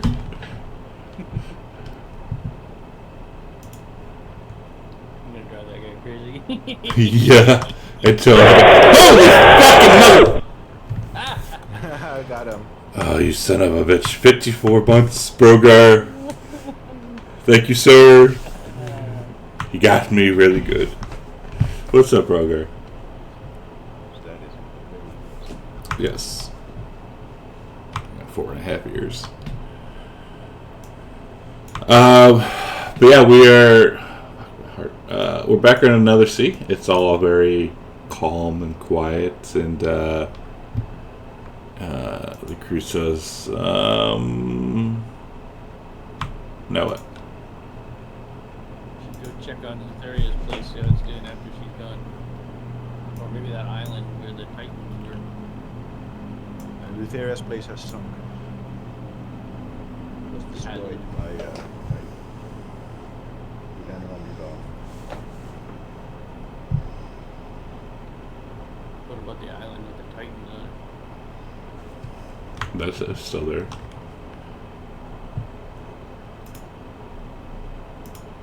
we can check out Yeah, I think we're doing pretty good, Burger. Just chilling. They went back down to the Nether Sea. Back to check on Spike. I don't think anyone other than you wants to check on Spike. Yeah. Corbin has an unhealthy obsession with Sure, we unleash a plague of killer insects, but play with my dog. And to be fair, y'all haven't seen outside of Arcadia. No one has seen or heard of Gaia, or heard from Gaia. Yeah, man. How you doing, though? I know it's still there. It's been a minute. Will I occasionally see him with my blind senses when I walk around randomly?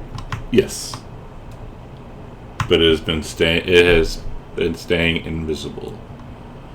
At least, maybe because of a certain someone. Just being chilling.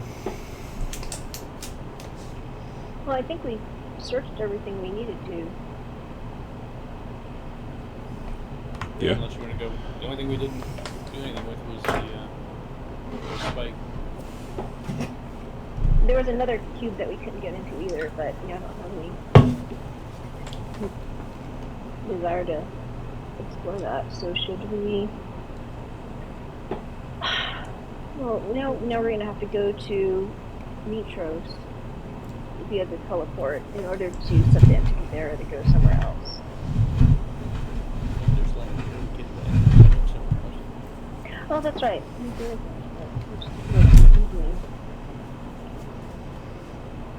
Well, is So there she a asked- daylight cycle in here? It's perpetually evening. So we can set it Yeah, at 9 well, o'clock. we can just set it. Yeah. So she says, "What do you want to do?" We were talking about having very little time left. Yeah. We have a few days left. We need to go to Sidon's. See what he's I doing. guess we should. Well, that's the other island that Zymar mentioned. He said the Dreamer of the Titan.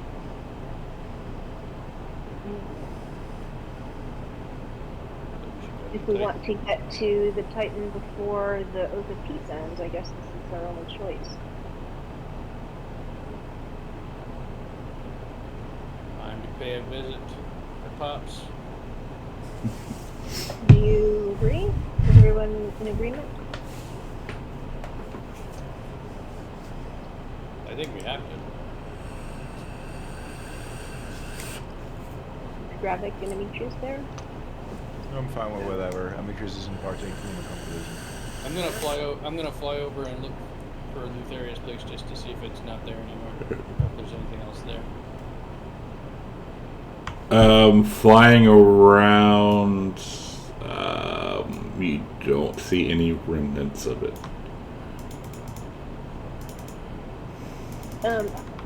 Arcadia would ask Corbin if he sees anything different than, well, I don't know if he would notice anything different, like there's still the Prisoner Island, the Oathbreaker Island, and I'll look for different things.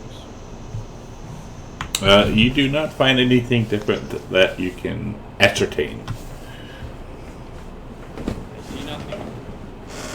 Looks the same. We should probably do what we came here to do as quickly as possible to get out of this godforsaken place. I think we came here by mistake. I don't know. This is very. This is actually quite nice. We kind of enjoy it. Who said what, that? who says that? An invisible voice of Gaia. Is it Gaia? Yeah. Yes, Gaia. His invisible voice says this. And Kyra. And stomps off.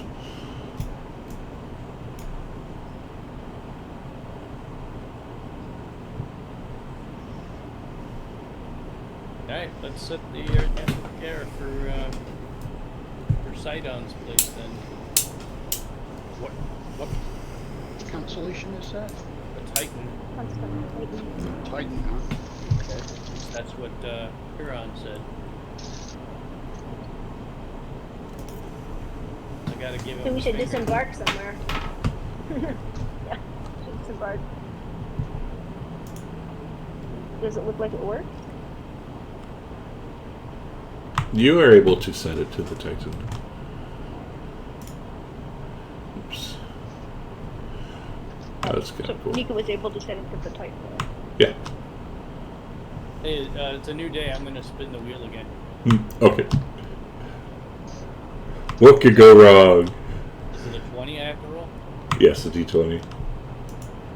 What could go wrong? 17. Let's see what happens. Click, click, click, click, click, click, click, click.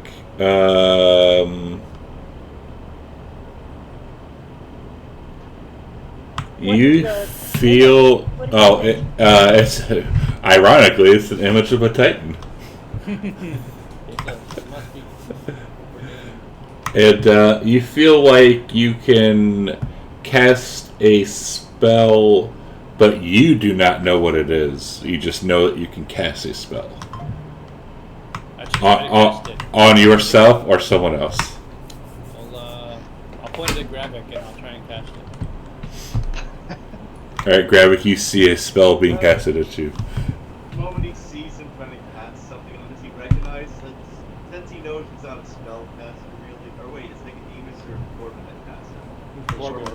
Corbin. Okay, yeah, since he doesn't know if Corbin's really a spell caster, will he recognize that it's a spell, or he just thinks he's moving around? You recognize it as a spell.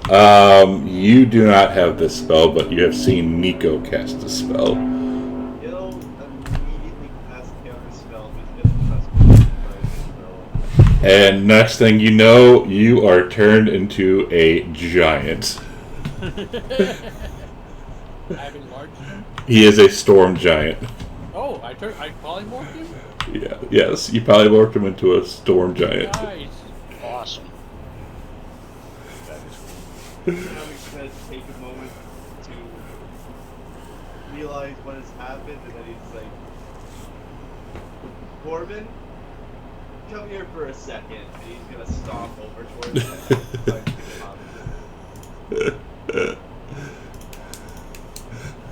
You might actually have a chance at that form. Do I have a snap lock for my new storm giant? Let me find storm giant here. Storm giant. I say he might actually have a chance in this form.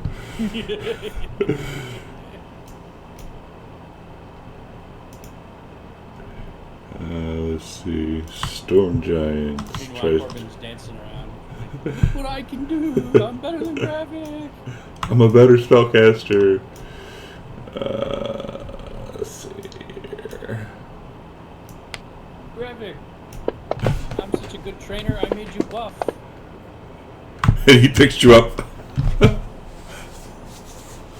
He's going to dangle him over the side of the ship by one leg. Ooh.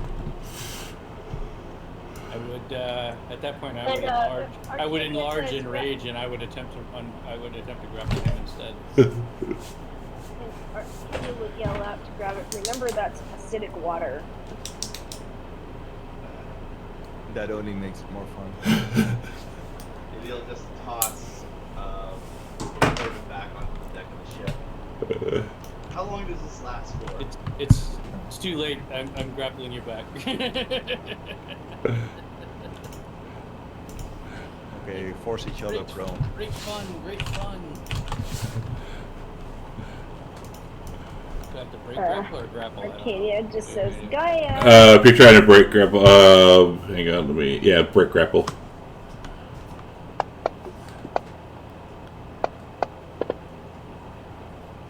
And you do.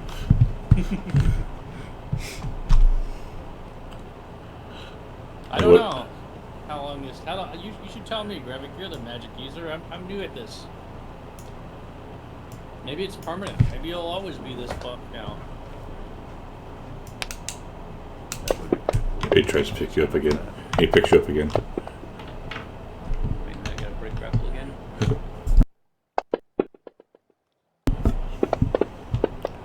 Corbin It drops you. has fun with it because he gets pissed for no reason. Yes, he does. He enrages. Yeah, that's not a joke. You are literally pissed at him. That's my secret. I'm always angry.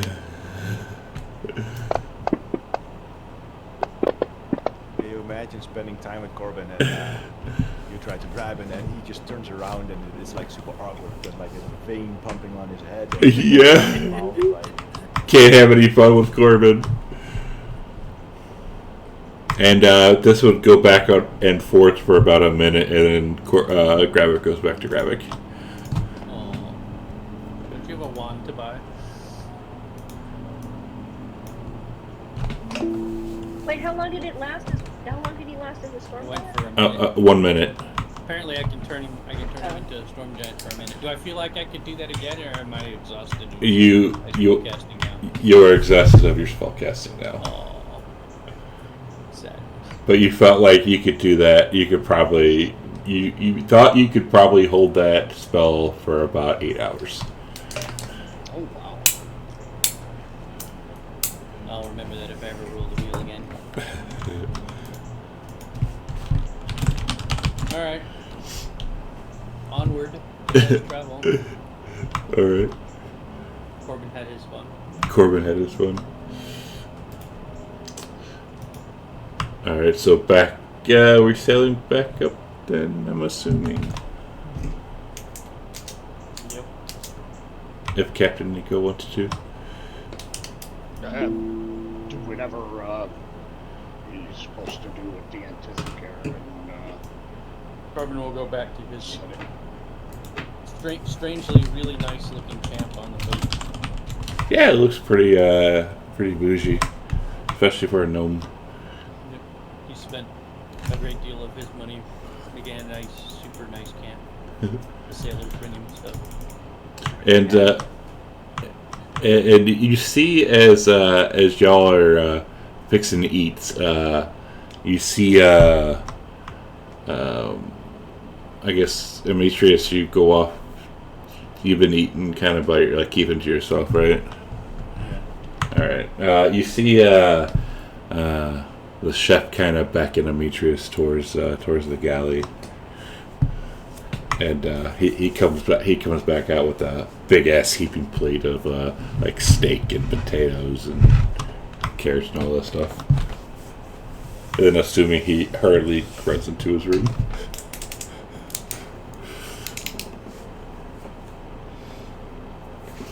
Well, Probably a fancy dinner. while the rest of you are served like not fancy dinner, like it's not horrible, it's edible, but if you've ever been on a ship, it's it's ship food. Corbin aren't would they pay just- to give him special meals. Well, Arcadia would say just see how, he talks about me not being a team player. That's all she says. Pointing out that he's eating, food that would make you stronger, actually make you a better fighter if you have, good food like that. And that's all she says. She doesn't really care. Corbin's laced all his food heavily with garlic. He offers some to Gravik. Gravik will turn his nose up at it. And Gravik, while you're eating, you see one of the crewmen come up to you, and he says, "My Lord Gravik, may we have a chat? I'm one of the crewmen for the animals." Right. How can I help you? Well,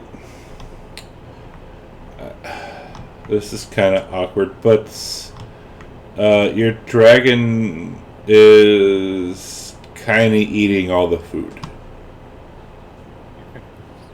I fed him one goat. I'm sure that's not all the food. Sir, we have 4 goats left. How many did we have to begin with? 23. Let's see. And those are meant for the crew and yourselves.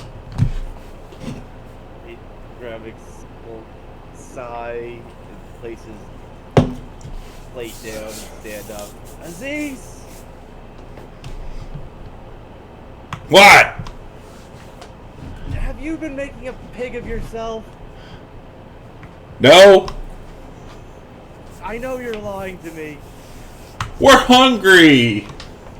Yeah, well, you're gonna be a fat dragon. You know what happens to fat dragons? It's not just me.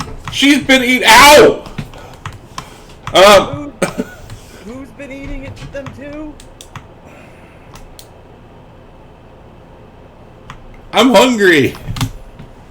He's gonna walk in the direction of the voice to see who Aziz is with.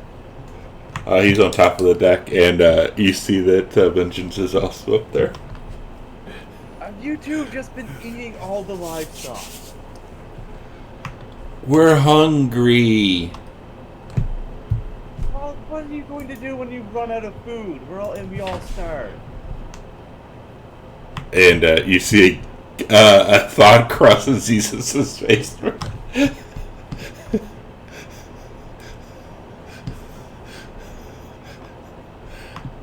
you see a thought cross his face, and then it disappears. Oh, did you just realize you're being stupid? And she says, "No, I think he realized that. Well, not all the food would be gone, but I don't think he would go to that far." Oh, so you're thinking of eating the crew then? Oh, they don't. Oh, Dad. They don't need all that Minotaur. Minotaurs are practically cows anyway. And you are half horse. Aziz, if you go down this route, I will lock you in a deep pit and feed you gruel for the rest of your life. You could try. Are you testing me? But I'm hungry. I'm a growing dragon. We need lots of food. No, you do not need all the food. But Dad.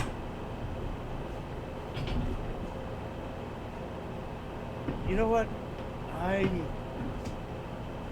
Did Corbin see any goats when he was flying around the area? He did not.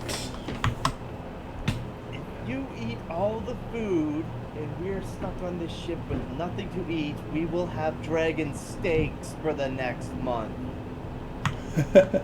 And Vengeance says, "You can certainly try."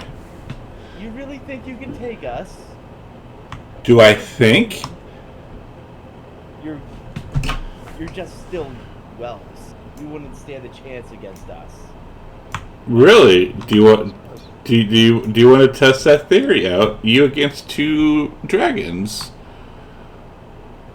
and like her her like aloof manner is has disappeared, and she's like very serious. Corbin will pipe up. Leave this small man alone. Well, he just said that he could take on two of us. You really want to deal with a starving crew that sees you as the only source of food on this ship? Well, you should know that with dragons we need more food, so maybe they can go on like a seafood diet. You know, that's a great thing. That's actually a good idea. From now on, you will only eat what you find out of the sea.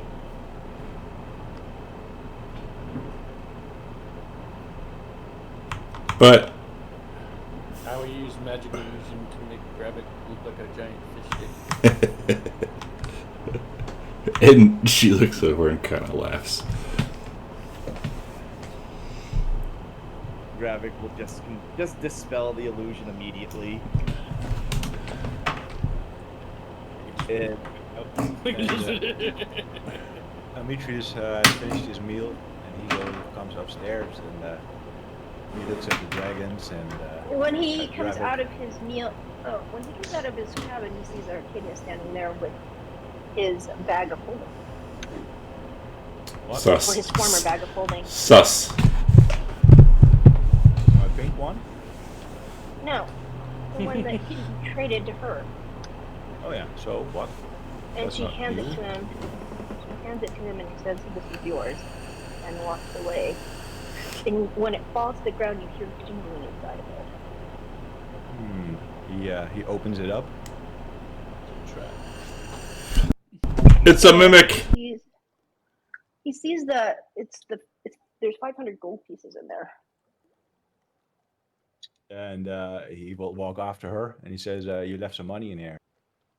And he goes, "No, those are from the dragon arrows that you Okay. paid for me." Do you want the bag? No. Okay. He will take the bag and the gold. And then he walks over to Gravik, and he will say, "What's the problem here? Why are you fighting with Really, your dragon again?" because the dragons are eating all of our foodstuffs, and we will probably starve if this continues. You want to finish the rest of this voyage with nothing to eat? And Demetrius raises an eyebrow and says, "Well, just so we can just open a portal and buy a few new goats. What's the problem? Let the dragons eat." Let's. I'll call Aziz and Vengeance and say, how much goats do you need per day? And Aziz and they look at each other and says, "Well, we ate 6 apiece today." Right. Is that something you need every day, or are you now completely full? And Aziz is like, "Well, I want 10," and Vengeance is like, "No, we don't know. Like, this is, we don't know. We honestly don't know how much we need every day. We're satiated for now, if that helps." Yeah, we start with 5 goats a day. And Aziz, and she says, "Yes, 5 a day would work. If anything else, we can let you know." I'll look at Aziz if he agrees. Aziz? And he looks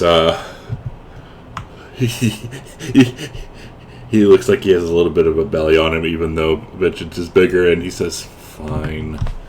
I will look at Gravik and say, can you and Corbin open a portal and buy each of your dragons 50 goats? No, I'm not going to do that. But He's they gonna need look it. up- They are growing into even more and more enormous sizes. Yes, You have responsibility to feed them. they're adult dragons now. They can hunt for themselves. Once we get out onto an actual lush ocean, they can hunt in the ocean for their food. Can they do that? What's the problem, Gravik? Is it money? Because goats don't cost a lot. You can easily buy 50 goats. It's nothing to you. No, what bothers me is they did it without telling anyone, and we could have been in a bad situation if they had eaten all our food without us knowing. Well, Behavior is kids. unacceptable.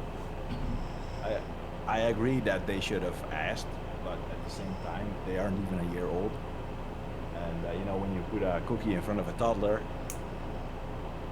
well, it is something that you should discuss. But you know, Also, I don't they think you need to can eat- punish a fully grown dragon or try to starve it like that. They just need the food.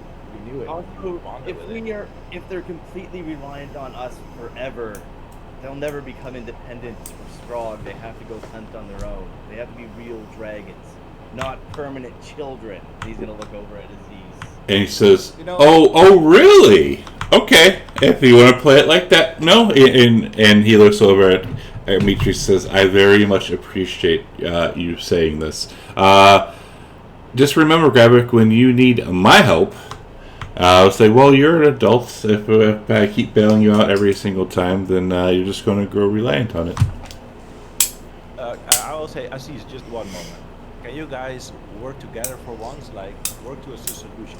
I agree that the dragon should be able to hunt. That is normal. However, there isn't always an opportunity to hunt. Nobody has taught them how to hunt. So maybe we can get them goats and slowly acclimate. I don't know. Acclimate. Get them used, acclimate them to hunting. And you can teach them how to hunt. Maybe you can ride on his back and hunt together with him and have a little bonding moment. This isn't the way.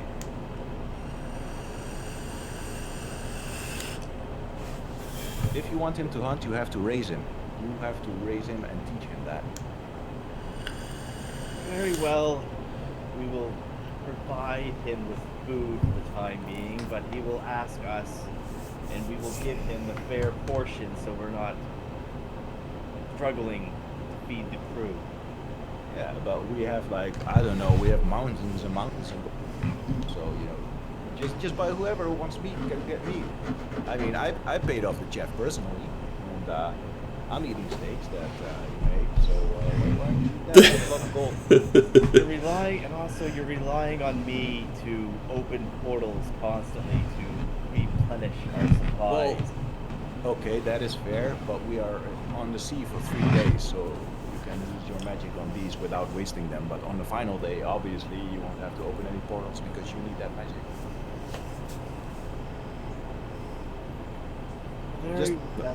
Very well. Try to work with Aziz a little more and teach them and stop threatening to punish them or any kind of violence. That doesn't work. It's a fucking dragon, okay? They have a certain pride.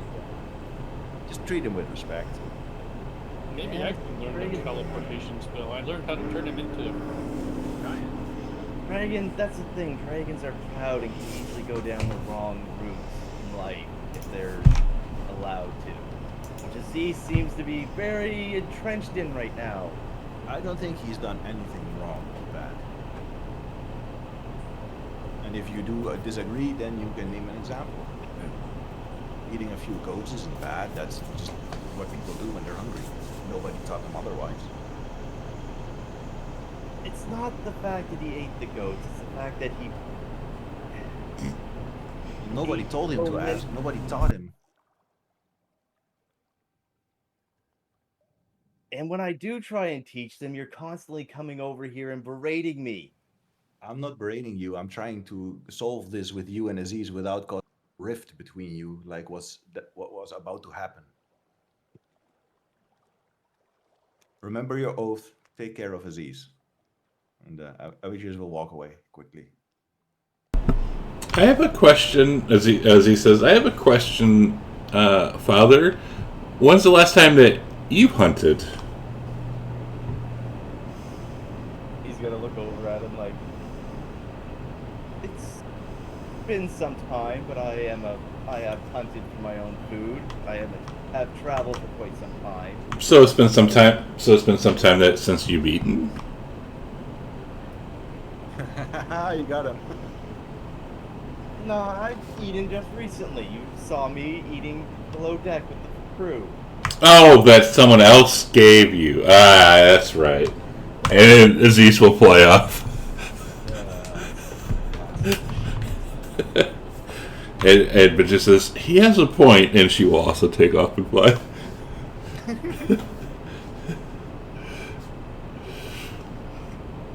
Okay, so we're still below. Are we heading? I'm assuming heading back up,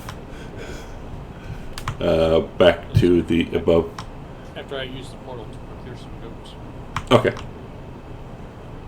All right. So we're gonna. How many goats we're gonna get? I'll look at Gravik. Does he want me to get goats for his dragon too, or just mine? He'll go through the portal too to get some goats. How much do goats cost? What's the going rate on goats? Hey, buy a friggin' border collie for that herd as well. And also, I think, how many things can I take with me to the portal? Because this could be a very long process, depending on how many people I can, how many things I can transport to the teleportation circle. Oh yeah, let's see, teleportation circle. Any creature that enters, anything that enters the portal instantly appears within 5 foot of the destination. Okay. But it only lasts for one round. Correct, within So 6 only seconds. after 6 seconds. So So it's good. going to be a very long process. Yes. How many goats do you think Carbon physically carry? It's Kind of only stack them up on his shoulders. It's only a foot diameter circle, so how many squares is that? I'm attempting to stack goats on top of me. How many goats can you force through a gate in 5 minutes? I mean, probably a lot, right? You mean 6 seconds? Within 6 seconds, that's how long the circle lasts. Yeah, 6 seconds. Like, 6 seconds. That's Corbin's gonna carry a lot of goats. This is gonna burn all my freaking high level Well, spell slots. hold on. You don't have to bring all of them. Maybe we can stop somewhere and have the crew gather them on the next island or something. So a goat is 1 gold piece. How much does a goat weigh? How much can I carry? I can probably carry a lot of goats. Probably what, like, I don't know, what's the head weigh? Like 3-4 pounds? So at most, I'd only be able to hold the portal open for 4 rounds. Well, what? So like, alright. So actually, alright. So with goats, are you trying to get like just I guess meat goats, right? So like adults or like babies. Adult goats. Alright. So adult goats, they weigh about 50 pounds each.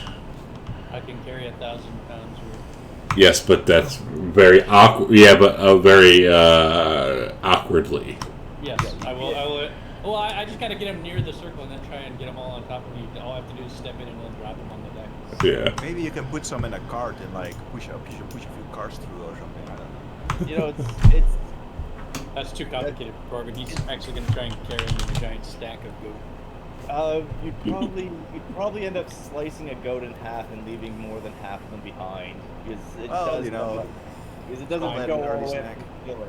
Like It the doesn't. spell. I thought it was. It's not a cylinder. No, it's like a circle. It's just like a spherical thing. Well, then I might leave a goat behind. Alright. So how many goats are we aiming for? You said we needed 50. I'm gonna get 50. I wouldn't use all of the spell slots. Maybe you can keep it to 3 rounds instead of 4. Then we have 1 in case of emergency. Okay, so burn all my 5th level and either a 6th or 7th level spell slot. Let me throw in a random encounter really quick now. On the other side of the portal, so that we don't Exactly. and make it hard.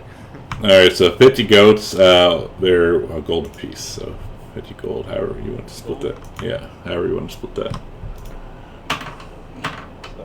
So the transport 50 goats would probably take a few days.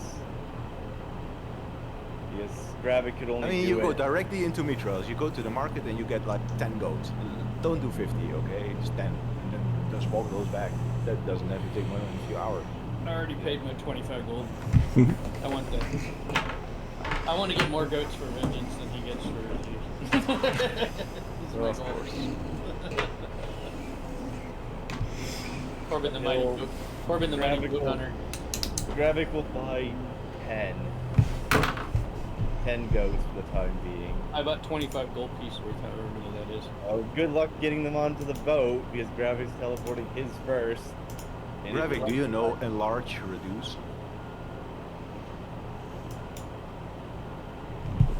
Spell enlarge. I thought he had a reduce. potion. I thought he had a reduction potion, but I don't know if he still has it. Because you can maybe save some goats by enlarging them before they are eaten.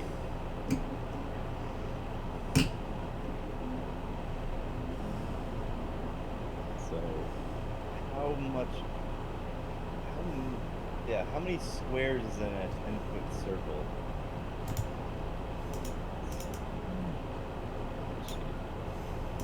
Corbin's carrying an enormous stack of goats tied together with 5, rope. 6, 7. Like a ball. I have a bunch I of think, goats tied into a 12. ball and I'm carrying them. Gravik can teleport 12 at a time, so if that's okay with the... Come on, man. You can do Yeah. better. You can stack a few on top of each other, like in the same square. Make a spawn of those. You can lift a few over your head. Maybe put a few in the bag of holding. That's up to the DM to... You're not going to fit a goat in a bag of holding. But they can breathe there for a minute, right? You're not going to fit a goat in a. You're not going to fit a goat in a bag of holding, though. It won't fit. I thought build a small creature. Not a 50-pound goat. Anyways, okay. So how many? So I would say you can get 12 per use of teleportation circle. Oh yeah, it's a medium. So he'll teleport the first 12 with one spell slot, then he'll teleport another 12 with the second, so that's all his 5th level. And he's going to use he's going to use a 7th level spell slot to teleport himself and Corbin back, so 10 extra goats with them. So that would be 34 goats. Okay. So, and that's as many as he can get back onto the ship with 3 spell slots. Okay. And afterwards, Gravik looks a little tired converting 3 high-level spell slots. Just get a few goats. But you Just did it, just to feed your children, you mean?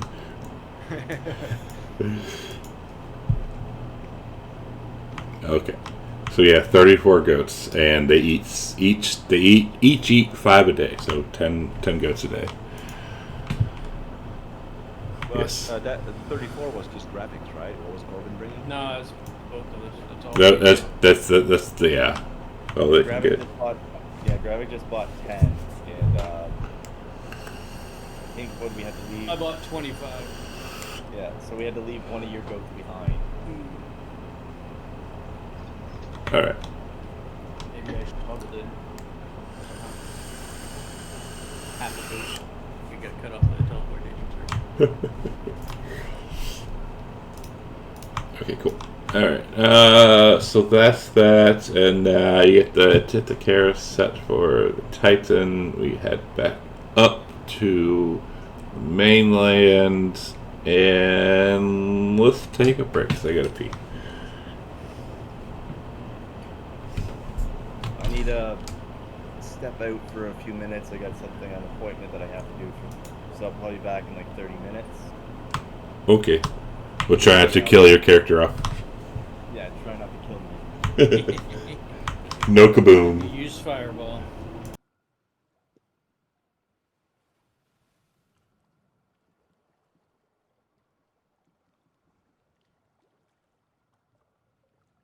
Start my fancy dancy timer for 10:50, and we'll start some music, and then we'll be back.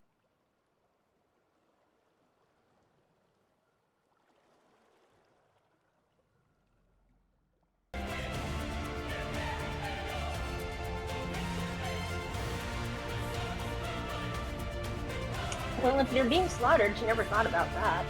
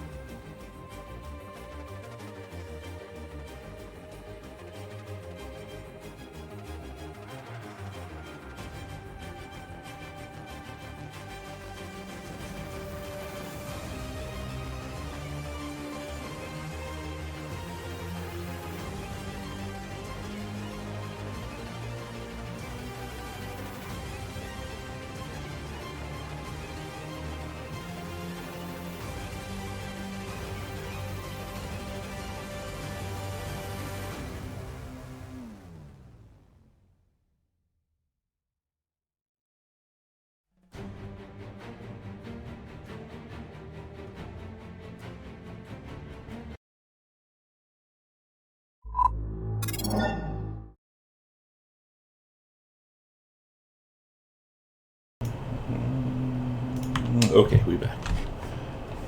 I think we should be back. Okay. Fuck yeah. Right. So The day we get to that new location, we're gonna spin the wheel on that day. you're gonna spin the wheel on the day you land, or you get to the next area. Mm-hmm. Okay. So long rest. Are we out of the Nether Sea? Yes. You would see, then next morning, Arcadia asked Corbin, like, where do you keep your stuff now? Like, is he on deck now? I'll show her my fabulous glamping camp in the boat. Wow. Where? Oh, okay. So where? You're not in your room anymore? Vengeance needs it. She got too big. Oh. She says, well, I have something to give to you, and it's a lot. So she will start bringing up a burlap sacks of stuff, and you hear it jingling, and it is 6,000 gold pieces. She says, this is what I owed you for the oath bow and the dragon arrow. That's very generous, but I don't need it right now. Why are you giving it to me now? No, because I want to be without debt. If he doesn't want it, I'll take it. I'll give the 6,000 to Vengeance to board in her room.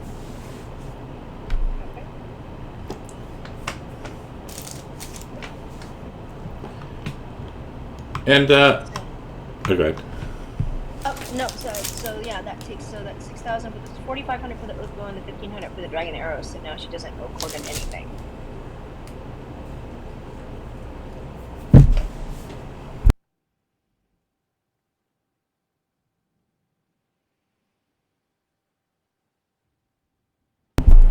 All right. So you hear Captain Nico. Hey, I see a little boat sailing towards us. And they're kind of waving a hand. Nico's gonna walk over to the spyglass right up here on the deck. And try to get a better look at it. So looking at it, you see a ship that's kind of loaded down with like different pieces of like loot and stuff. And you see at the helm an orange tabaxi.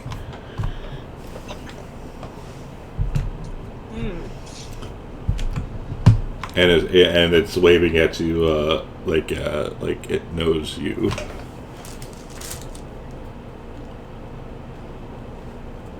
Hey, don't we know that cat?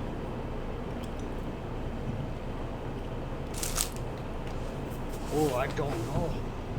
I think we met Yeah. that cat before. That's that Rakadocious, Alacocious, and Phalanx third that we met. He only takes Electrum pieces. Unless it's his brother, in which case it's his brother and you don't feel badly about it, you can bring it to the alternate Fisk for the completion of Dragon Aging. Let's head towards him. So we steer towards him. All right. Slow down. And he hollers up, "Hey, let me up!" And Kick over rope ladder. and he comes up and, holy shit, that was a climb. Nice to meet y'all again. It's been a while. You've upgraded.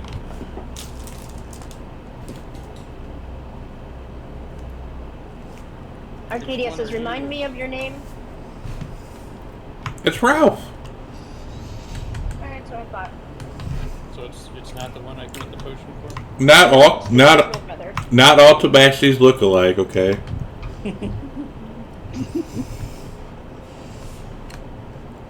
What you got in the boot down there? Oh, I got lots of magical items today. I got something I think everyone here would like, if you get the coin, of course.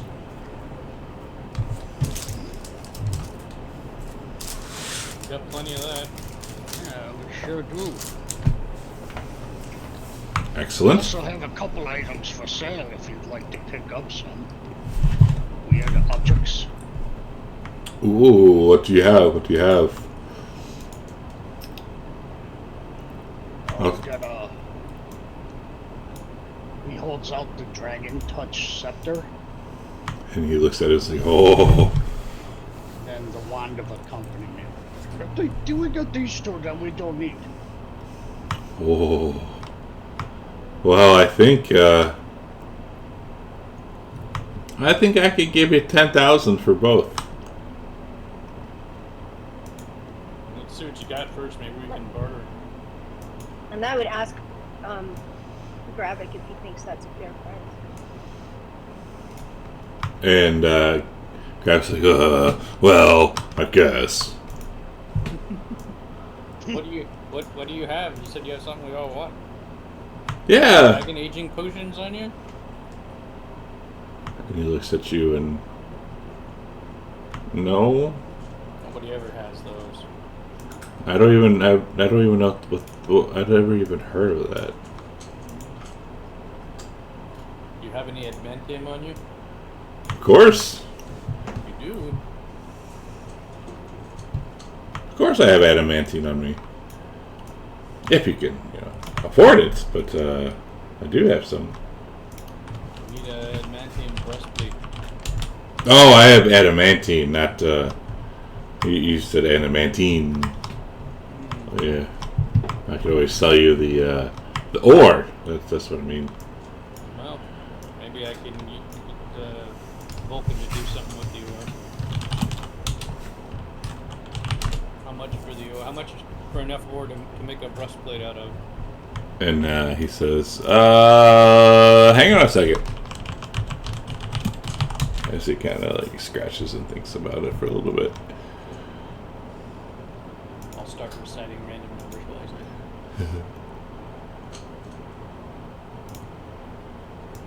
I say. Sora.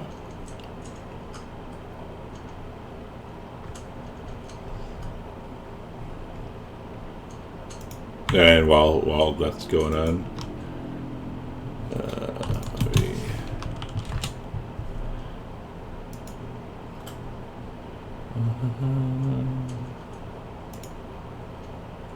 I'll ask him if he also has a potion of invulnerability. Yeah, he's thinking about the ore, and he's like, well, I think maybe four ore or 4 bar. You only 4 bars, and it's 2 ores to a bar, so 8 ore. Sorry, my audio wasn't working. What's going on? This must last few minutes. We have a Tabaxi tradesman here. Oh, where are we still on the ship? Yes, still on the ship. Ralph showed up. Yeah, Ralph showed up on the ship, on his own ship. And he says 4 ore, 2 ore to a bar, 4 bars, so 8. How about 2,000 for 8 ore? What's Corbin buying? Adamantine. Adamantium ore. I can someday make an adamantium breastplate. That's what. Okay. I will. So I would say done, and we'll give him the 2,000 for that, and I'll ask him about the potion of invulnerability. And he holds up. He says, I only deal in Electrum.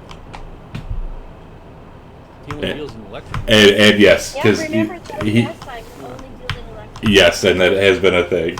He did mention it. Have close to that in my That's so like when he said he'll give you 10,000 for both, he meant 10,000 Electrum. Oh. That's actually super cheap. Well, I'll ask Nico then if I can take money out of the Electrum while he in exchange for gold. How much gold is that? Yeah, but are we? Arcadia asked Gravik if that's a fair price. Do we want to deal with that if it's lowballing her? Well, where are you getting Electrum from? We don't have that. He gave it to us. No, for we would his sell. items. We would sell our items for Electrum and then use that Electrum to buy back stuff. Okay, because I wanted some ore as well, because I need new heavy armor. So it's 2,000 Electrum pieces, Correct. which is. But Electrum's what? Is it 10 Electrum per gold? it's what, two electrum for 1 gold, I think it is. 2 electrons for 1 gold. So it's 4,000 gold. Yeah, basically. As far as the items, Gravik says not really, but we're in the middle of the ocean. I mean, if you go to a city, you might be able to get a better price. But if that's what people want, then whatever. So how much adamantium do you need, Demetrius? You want adamantium armor? Well, at the moment I'm having trouble staying on the front line. I take too much damage, so I need 3 adamantium ingots to craft some heavy armor.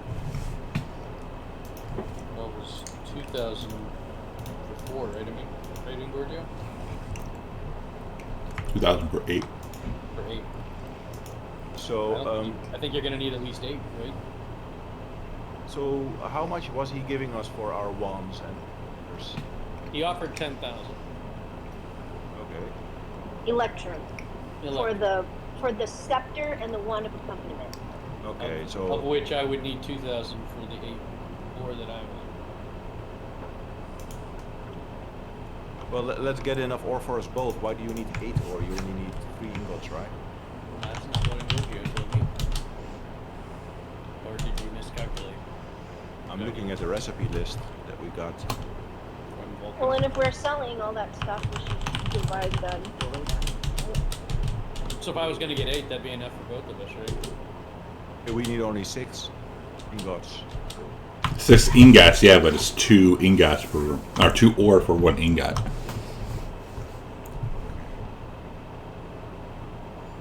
So that would be 6 ingots per crafting armor. So 12. 12. So we need 12. So I'll ask him how much for 12. And he looks over at Demetrius and says, 5,000 for 12. Okay. I will offer the party to reimburse them in gold what they would otherwise get in electrum from the sales. Same. So that's 2,500 each.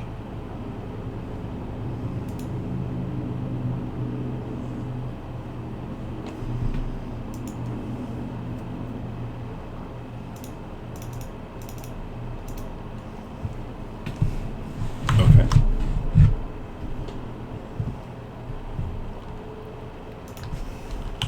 Is there any electrum left over from that, or no? There'd be 5,000 pieces left over. Yep. Right.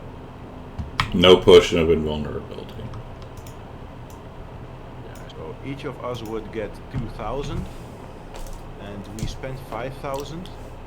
Yep. So 1,000 would have to be converted into gold, which is 500 gold split by 3. You each get 334 gold from us. Nico, Gravik, and Arcadia. And of course the 5,000 electrons shared between you.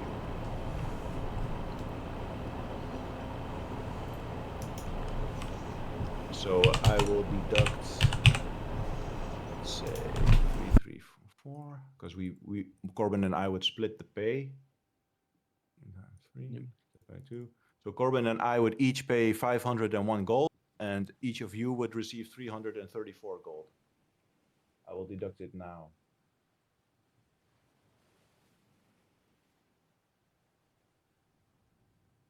Okay, so just you can add that money in.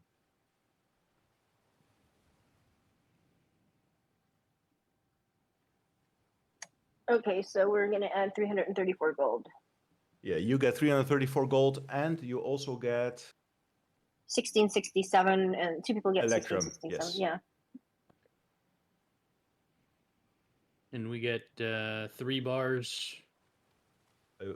we bought 12, so we could get 6 ores each, so 3 ingots each. Yeah. Okay, 6 ores.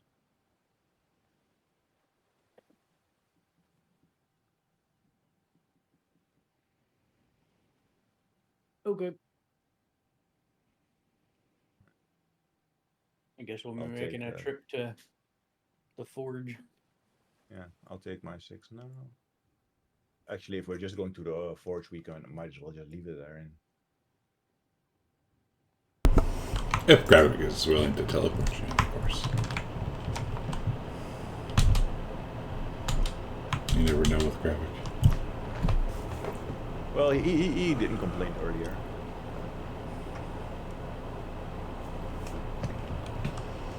And then he'll start looking around and look at the other three and for use. So Ingorgio, just to make it easy, can the rest of us each have 1667 electrum pieces? Because that would be 5,001 instead of trying to figure out what one electrum piece is, or do you want me to try to figure that out? Are you going to buy anything first? How about we do that first? Oh. Or no? I don't know. Do you have any bags holding? He does not. Do you have any goggles of night vision? Maybe he will. Let's see. Do you have any potions of heroism? No heroism. No potions. Goggles.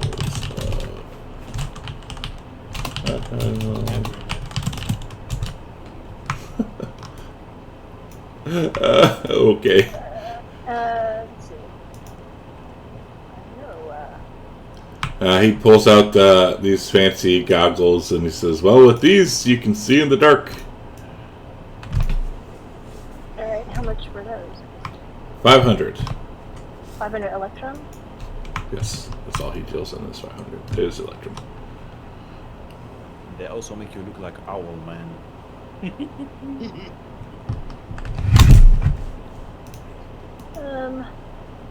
Yeah, she would take those. I have 63 electrum pieces if anybody needs extra. But he doesn't have any, potions, period. Correct.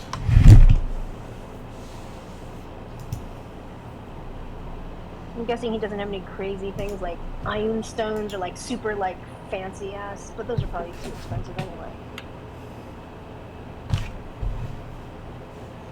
Does he have golem iron? And he digs around and he pulls out a big piece of golem iron. He says, "Well, for this, 4,000." Do the rest of you want to pull your electrum and I will convert it for you, unless you want to buy something? You can have my 63 electrum pieces. I don't have any. You have 1,600. Gravik has 1,600. And Gravik says, hold up, I might want to get something." I have 63. You're welcome to. Because we had 5,000 electrum pieces left. Look, from him. I have 63 of my own.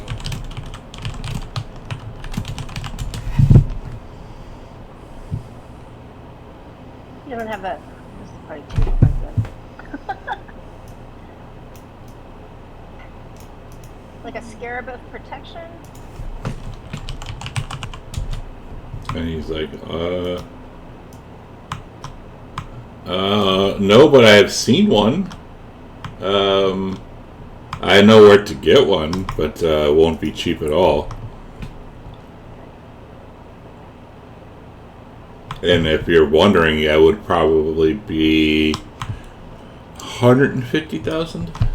Yeah, I figured it's expensive. I've just heard of these things. I have no idea how expensive these things are. 150,000 electrum pieces?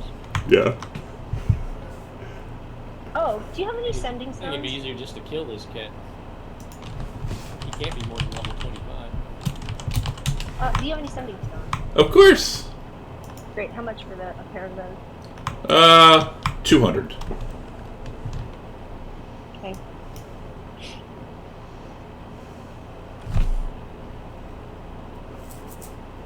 And he looks over Nico. "Anything for you, sir?" "Oh, Captain, I'm sorry. Anything for you, Captain?" I can't think of anything. If you don't have potions, I really don't need anything. Well, maybe something pretty for your wife or girlfriend or both if you're cheeky. Cheeky bum. What you got pretty for the ladies? And he holds up some bags that are obviously like knockoff. And he's like, I got some pumps, I got some bags.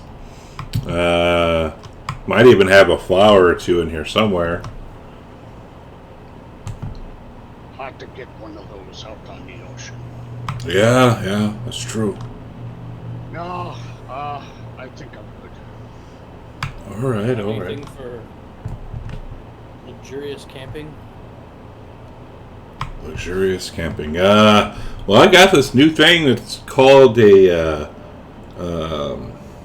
stove. And if you put like a little ember in it, it'll heat things up. And then you can cook food in there. I can use that outside. Yes, just make sure there's like no grass around. You don't want to catch things on fire. What about wood deck? He's like, I wouldn't leave it unattended.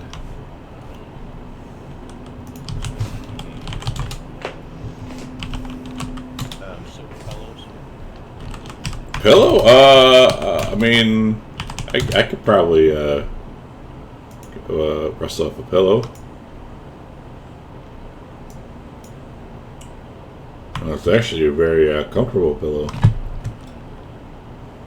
much for that? For you, my friend, 300. That's a very comfortable pillow. I only have 63. Got plenty of gold, but you don't like that stuff. Nah, we don't like gold. I will- Ugh. I will step up and I will offer him the golden shield. I say I will trade that for the pillow and the golem iron. And he looks at the shield. Let me find it really quick. Where is it? And he sees your great accents, and his eyes light up. How about the axe? The axe isn't for sale. I need it. Ah. And he looks at the shield and kind of bites it, and he's like, "Well, it's like, yeah, but it's kind of old. It's made by Vulcan himself. Yeah. It's got magic in it. How about, best I could do, 2,500. You want some crusty old wands, but you don't want the shield. Well, it's Or the old. quality. 2,500, man. That's pretty good. I have no use for 2,500. I need the golem iron. How about,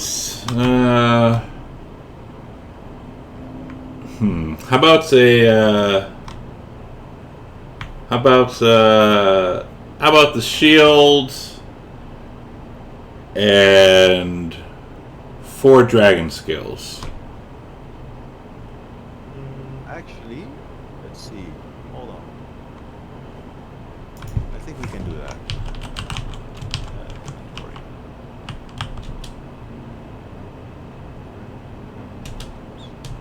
The Cop and Dragon skill, we have 120, so I will agree with that. From No. Now you're going back on your word. but from her, not from them, from her. Who are you talking about? Points at Estrella. You want me to pluck a baby's skills out for you? She's a copper dragon. I have copper dragon skills for you. And he just looks at you. No. Come on. Some in her nest. Demetrius, see if there's some in her nest that fell off. Where does she usually sleep? In my quarters? Yeah. I will go and look. Give me a perception. I will use my inspiration on that.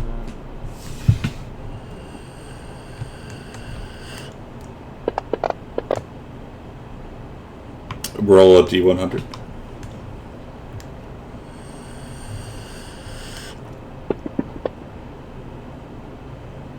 You find 2D on 77. you find 77 skills. Shit. How did I roll on that perception? She's very shetty.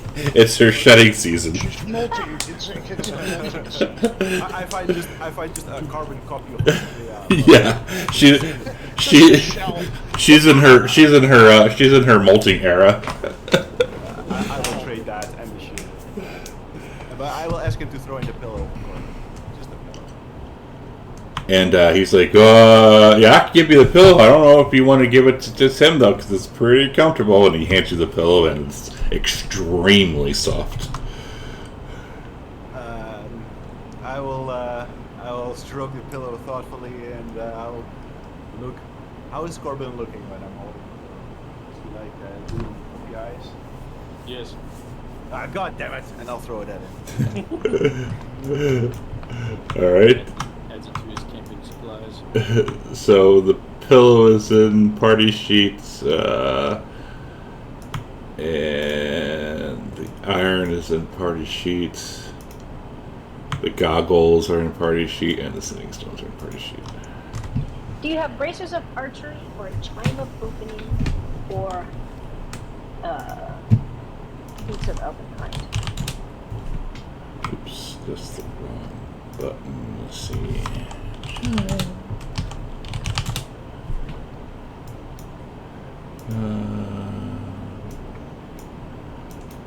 And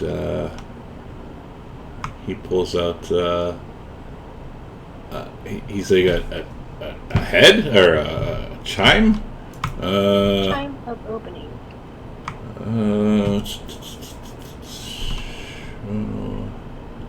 And he says, "Yeah, but that's kind of rare. And to be honest, I don't think you can afford it.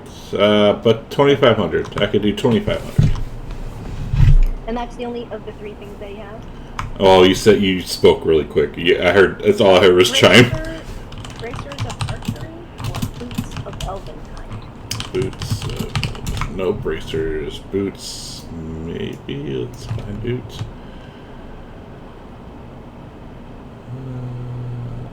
And he pulls out these very fancy looking boots. Do I have a picture? I do.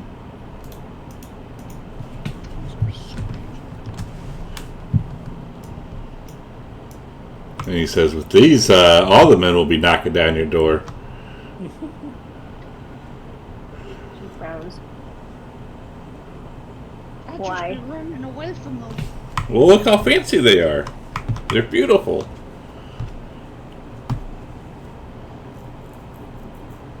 And I could do 500. Okay.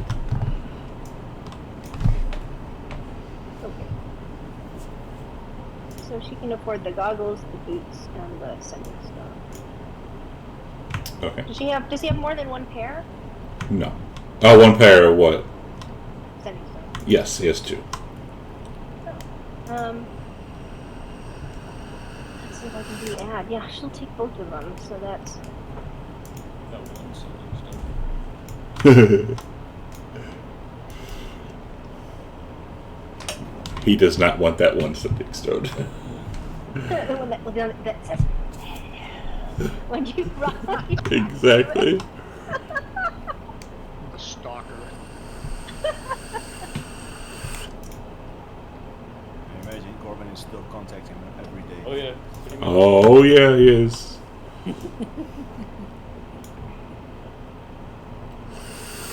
I will poke Corbin and I will point at the pillar and says, "Never forget all things I do." And Corbin, yeah, Pretty nice pillow, I gotta say. look at that pillow if you have it. It is Yeah, wonderful. it's a pretty nice pillow. Wait, I want to see that. Yeah, I put it in. I gotta put it back in. For you.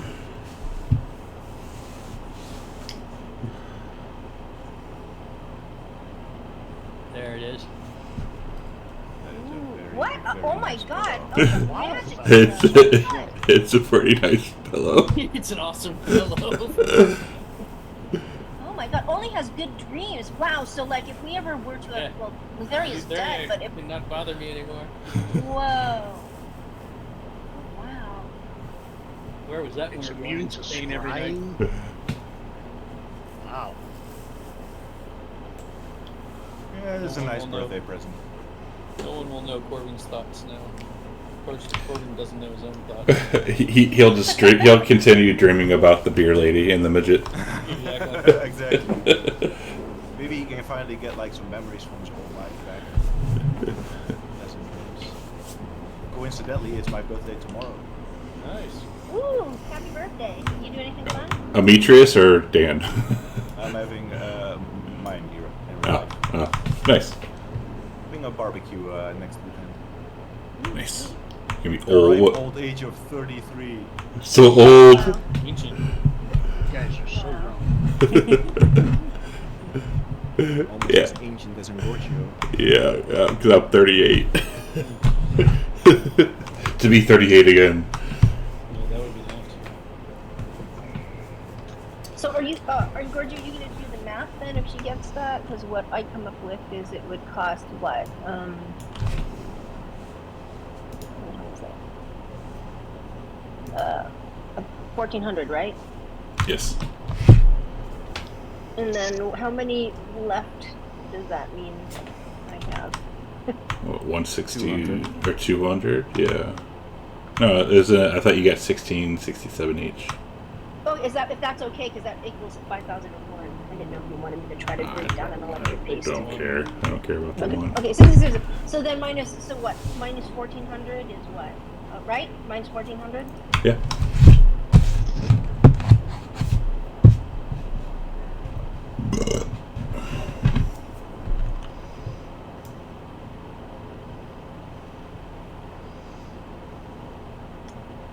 Did Demetrius still need electrum pieces, or you need a lot No, more? I swapped the shield and the skills for it, so.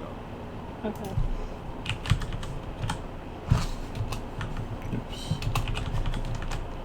And he looks over at Nico again. Are you sure you don't want nothing, my friend?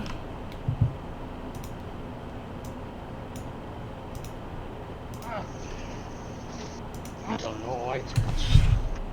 It's not really much I need.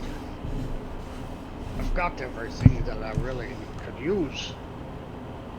Maybe he has. Do you have food?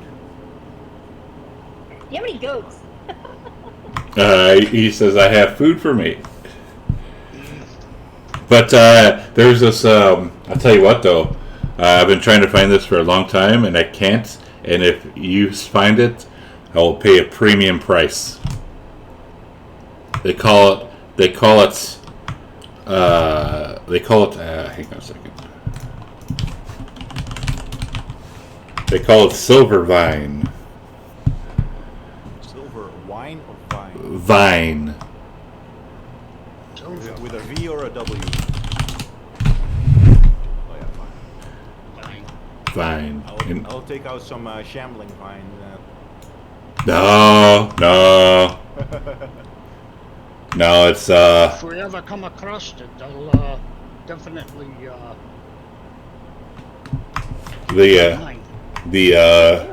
the leaves. You'll know it because like there'll be green leaves, but they'll have looks almost like they're painted with white on top. Keep an eye open. Is there perhaps some way we might contact you? Perhaps you could leave one of your sending stones with us, and we can send you a message to find our ship. And he pulls one out and tosses it up to you. Yeah, remember I will pay a premium for it. And his eyes grow like very greedily. And if you don't know what silver vine is, it's basically high potent catnip. Nice. it's like super potent catnip. Maybe we can get him to accept something other than electron pieces if we have done. Okay, so that's that. During the evening, Corbin's asleep on his wonderful coat. yes. So while it's getting dark. One of the sailors, he says, "You see that line of stars To the west, they call it the Tower of Praxis. This constellation brings to mind the Titan Hergeron and his unfortunate fates. Once the Lord of Battle, Hergeron challenged Sidon, the Lord of Storms, to a duel. Sidon had stolen his power from their eldest brother Teleus, and Hergeron sought revenge. But though Hergeron was unmatched in strength and valor, he had no mind for strategy. He greatly underestimated his younger sibling's newfound strength, and Sidon dealt him a crushing defeat. And as punishment for his failure, Hergeron was cast down and imprisoned in the foundations of Sidon's newly erected stronghold, the Tower of Praxis. Hergeron carries the full weight of the tower on his shoulders, and he will continue to do so for all eternity. That's pretty cool. But I had one question. Yes. When a merchant leaves, do we already see that, or do we still have like a little bit of time? Because I wanted to put an order in Vulcan. You have a little bit of time. So is it possible for me to go to Vulcan before we arrive at the island? Is Gravik willing? But yeah, I don't see why he wouldn't be. Yeah, and then he saved that spell slot. So yeah. Didn't we just defeat Hergeron? Yeah, I don't know. I'm not sure how that works because if he says he's still holding the weight of the tower. Hang on. Who did you defeat? Hergeron, but who was Hergeron? His what? Who was Hergeron? What? Son, his son. He named his son after his brother. Son of Hergeron. Yeah. It was Hergeron, son of Sidon, not his brother. I was actually thinking the same thing, but at the same time I was like, that has to be impossible. Almost as if he named his son after his brother. Aww. So, Gravik, would you be willing to teleport us one more time before we arrive at the destination? Charging you all for this. Hey, David, I was just about to say that. Cool. Walk over to the teleportation circle. That was a good time to come back, because I'm not ready to say the same damn thing. What was? Oh, sorry. What was you said there? I didn't catch that. I was about ready to say the same damn thing. I didn't know you were back. Oh. Yeah, I would put in an order for an adamantine heavy armor +2, and I would pay 19,750 gold and give him the ingots and the gold iron. And he looks at you and he says, but it's going to be a little bit more to convert this ore into the ingots. How about solid 20k? Of course, and I will give him 20k as I expect naturally your finest work, Grandpa. Yes. Is that the same cost for the breastplate as well, or is it less? Let's find out. You want a plate, right? I only want a breastplate. Yeah. Did you want medium armor or light armor? Medium. Medium is also the same. But you don't have the reach. You don't have the golem stone or the hydra scale. I just want regular armor though. I don't want plus armor. I just want adamantium. Just the regular armor. Okay. Well, I want adamantium. Right. I get that. I get that. I get that. You don't want a plus. You just want the straight regular. If you can make it plus, I'll take it. You'd need only one adamantine ingot for you. Yeah. Could Gravik perhaps buy a statuette of a dragon worth at least 500 gold? And the cat pulls out. He says, "It's about time you came. Holy shit!" And he says, "For you, I'll do. How about 600?" And he only deals in electron pieces. Oh, for fuck's sake. But hold on. But hold. Yes, but you can trade him items. But and you also got didn't Gravik get 1600 or 67? He did, so he'll 1600? Holy shit. And you also got 334 gold from Amishu's. Which I already added to your inventory. Yeah, Nico, So make he'll- sure you. Yeah, Yeah, you I got the did. 334 gold. But you also got 1,667 left. Yep, got them both. So he'll give him the 600. Actually, no, his is like, how about 550? How about 700? Oh, How about jeez. 600 sounds good, actually. How about 650 then, for being a smartass? How about just I was wrong. I admit it. I apologize. 600. And he hisses a little bit. Fine, 600. How does Gravik do it? Like, we're dealing with this guy, he's giving us no problem, but the moment Gravik trying to barter with him, he's like, nope. Not a good. He's a horrible salesman. He doesn't barter. yeah, he sorta scammed Demetrius too, but oh well. Can he make my existing Mariner's armor, but in adamantium? I don't think that's how that works. Just beat the adamantium into Yeah, I don't think that's how that works. Alright. So just adamantium, no pluses. Yeah, and he says, be 100 gold. Alright. That's easy. And he says, yours will be done in 5 days. Yours come back in 12. Tell me, fine merchant feline. What do you have for sale for 1,000 precious shiny little electrums? What are you after? I'm just wondering what you have in stock for what I could buy for around 1,000. Anything that I might find useful, such wizardly things. Can I add what to the calendar in some way? The armor being done. At a log entry at the 26th. Yeah, I can do that. Hang on, Dan.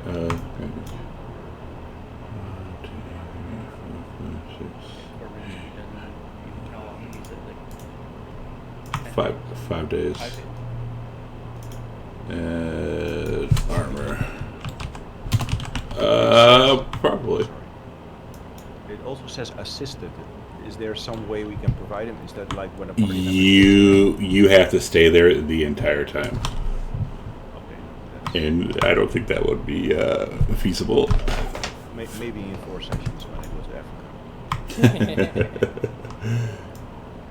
Africa. But he looks at Gravik and says, "Wizardy things like fancy dancy robes."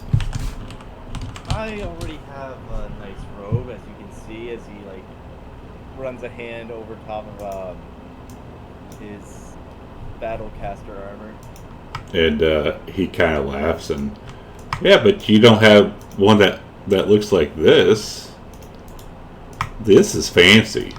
Could be bigger than. Is that the fucking Oh my robe of God, the the- Archmage? Yeah, Yeah, that's an Baxi archmage doesn't have potions, but I have this old thing. Yeah, Giorgio, you son of a bitch. Does Gravik recognize it for what it is? Give me a history check. Wait, did we encounter something like this before? I remember seeing Fisk this showed us pictures. Yeah, he should know what it is, right? Yeah, Gravik 100% knows what this is. You just gotta almost choke on That is so evil. Yeah, it's he's gonna kind of inspect it and try and put on a serious face. It is a very pretty robe, but I don't know how exactly it does. 1,000 sounds fair. Multiply that by 150,000. Maybe we're talking. So no fool, that's for sure. It's catnip. And he laughs and kind of snaps his fingers and it disappears. So how can I put a down payment on it? Sure, but you don't get it until it's paid off. That's understandable. You will hold it for me, right? Well, as long as you live. That's fair.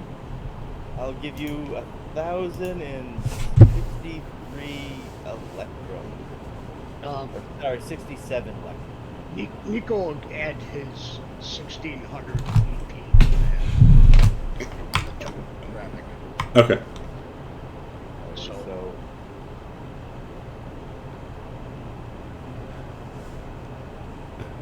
are you sure you wouldn't like some nice shiny platinum pieces to pay for it. Ew.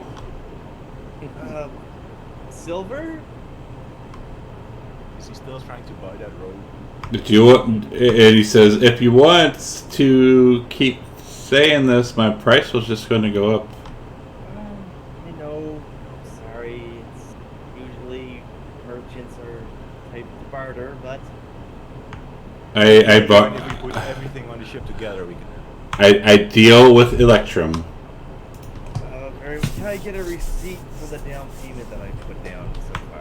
You don't trust me. Well, people have short memories these days. I'm a tabaxi. I have a very good memory.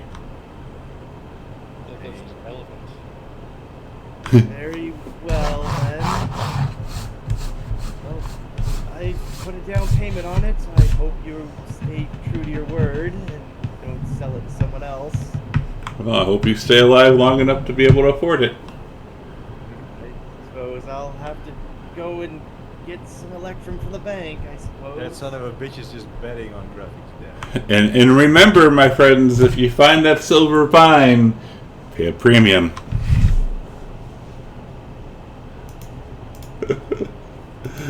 Okay. Alright. This perhaps be the way to your road, graphic. Maybe. Mike? Has Arcadia ever seen that on Themis? Give me a history. I'll also see if I've ever heard of I'm using my inspiration.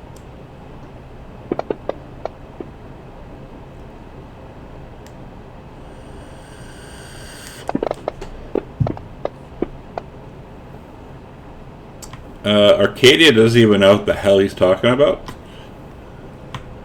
Even with your inspiration. Corbin, you know that it does grow abundantly in an area that I have to figure out.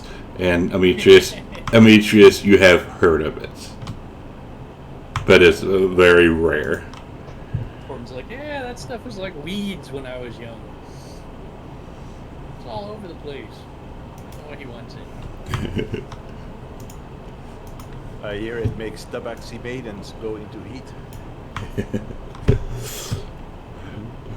Alright, so we talked to the boy, we had paid the money for the items, we do the long rest. Yeah. Alright, Are we arriving at the island yet? we My wheel? yeah, spin your wheel as the day to land on the island has come. I will also spin the wheel. Right, I think I 20. disappeared the wheel. 20 means you re-roll it.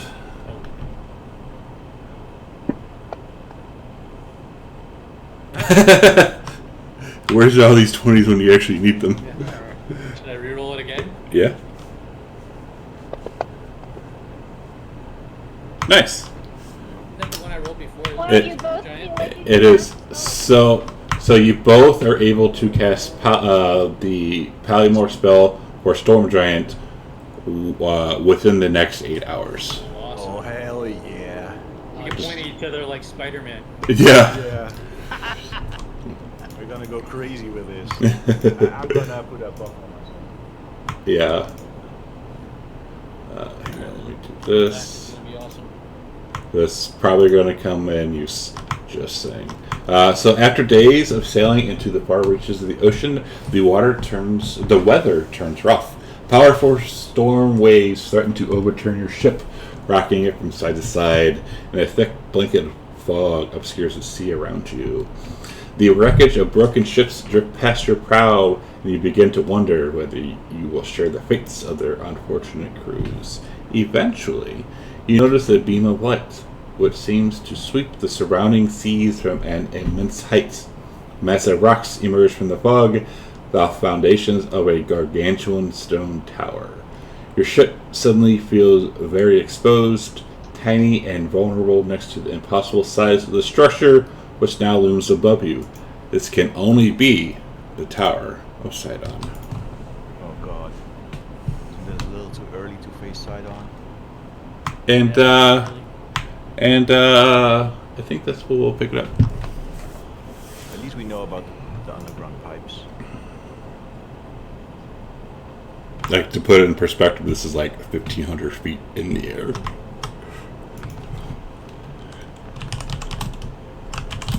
It's a big boy. Gravik immediately casts control water and hits them with a tsunami. Control that much water. I can't control that much water. Against the Lord of Storms. Tsunamis probably wouldn't even reach the top of that thing. Probably wouldn't do anything. Against the Lord of Storms. It's only like 100 feet. Something like that. 300 feet. Highest. Actually, that might like flood. Highest tsunami ever, or the highest tsunami ever recorded was 1,700 feet. Oh damn. Well, that's the highest. That's the highest ever. Flood only causes the water to raise 20 feet. Yeah. I'd annoy them. I see Gravik like figuring out how to fucking cast, and I will walk over, put a hand on his shoulder, and just shake my head like, Don't get me killed. Down a hand or alert him for no reason. Yeah, don't tell him we're here already. But cool. I think we'll stop and start again next week. And Dan, when is your last day for like this 22nd, I think, of September? So one more session, 2, 3, 4, 5 more sessions, and on the 29th is my flight date, so I won't. So 22nd. 25th, Okay.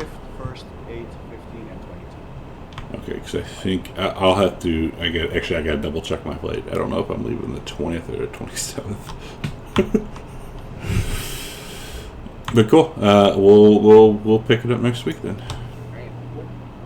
Take care, everybody. Yes, we're at practice. Yeah. Demetrius and Corbin will point at each other next week. Yeah, and it's pretty good that you spun right then too. Both spun the same thing. All right, stream. We're done. Thanks for hanging out. We'll see you. We'll see you next Saturday for. Not next Saturday. Next Sunday. Okay, bye. And thanks for hanging out. Until next time.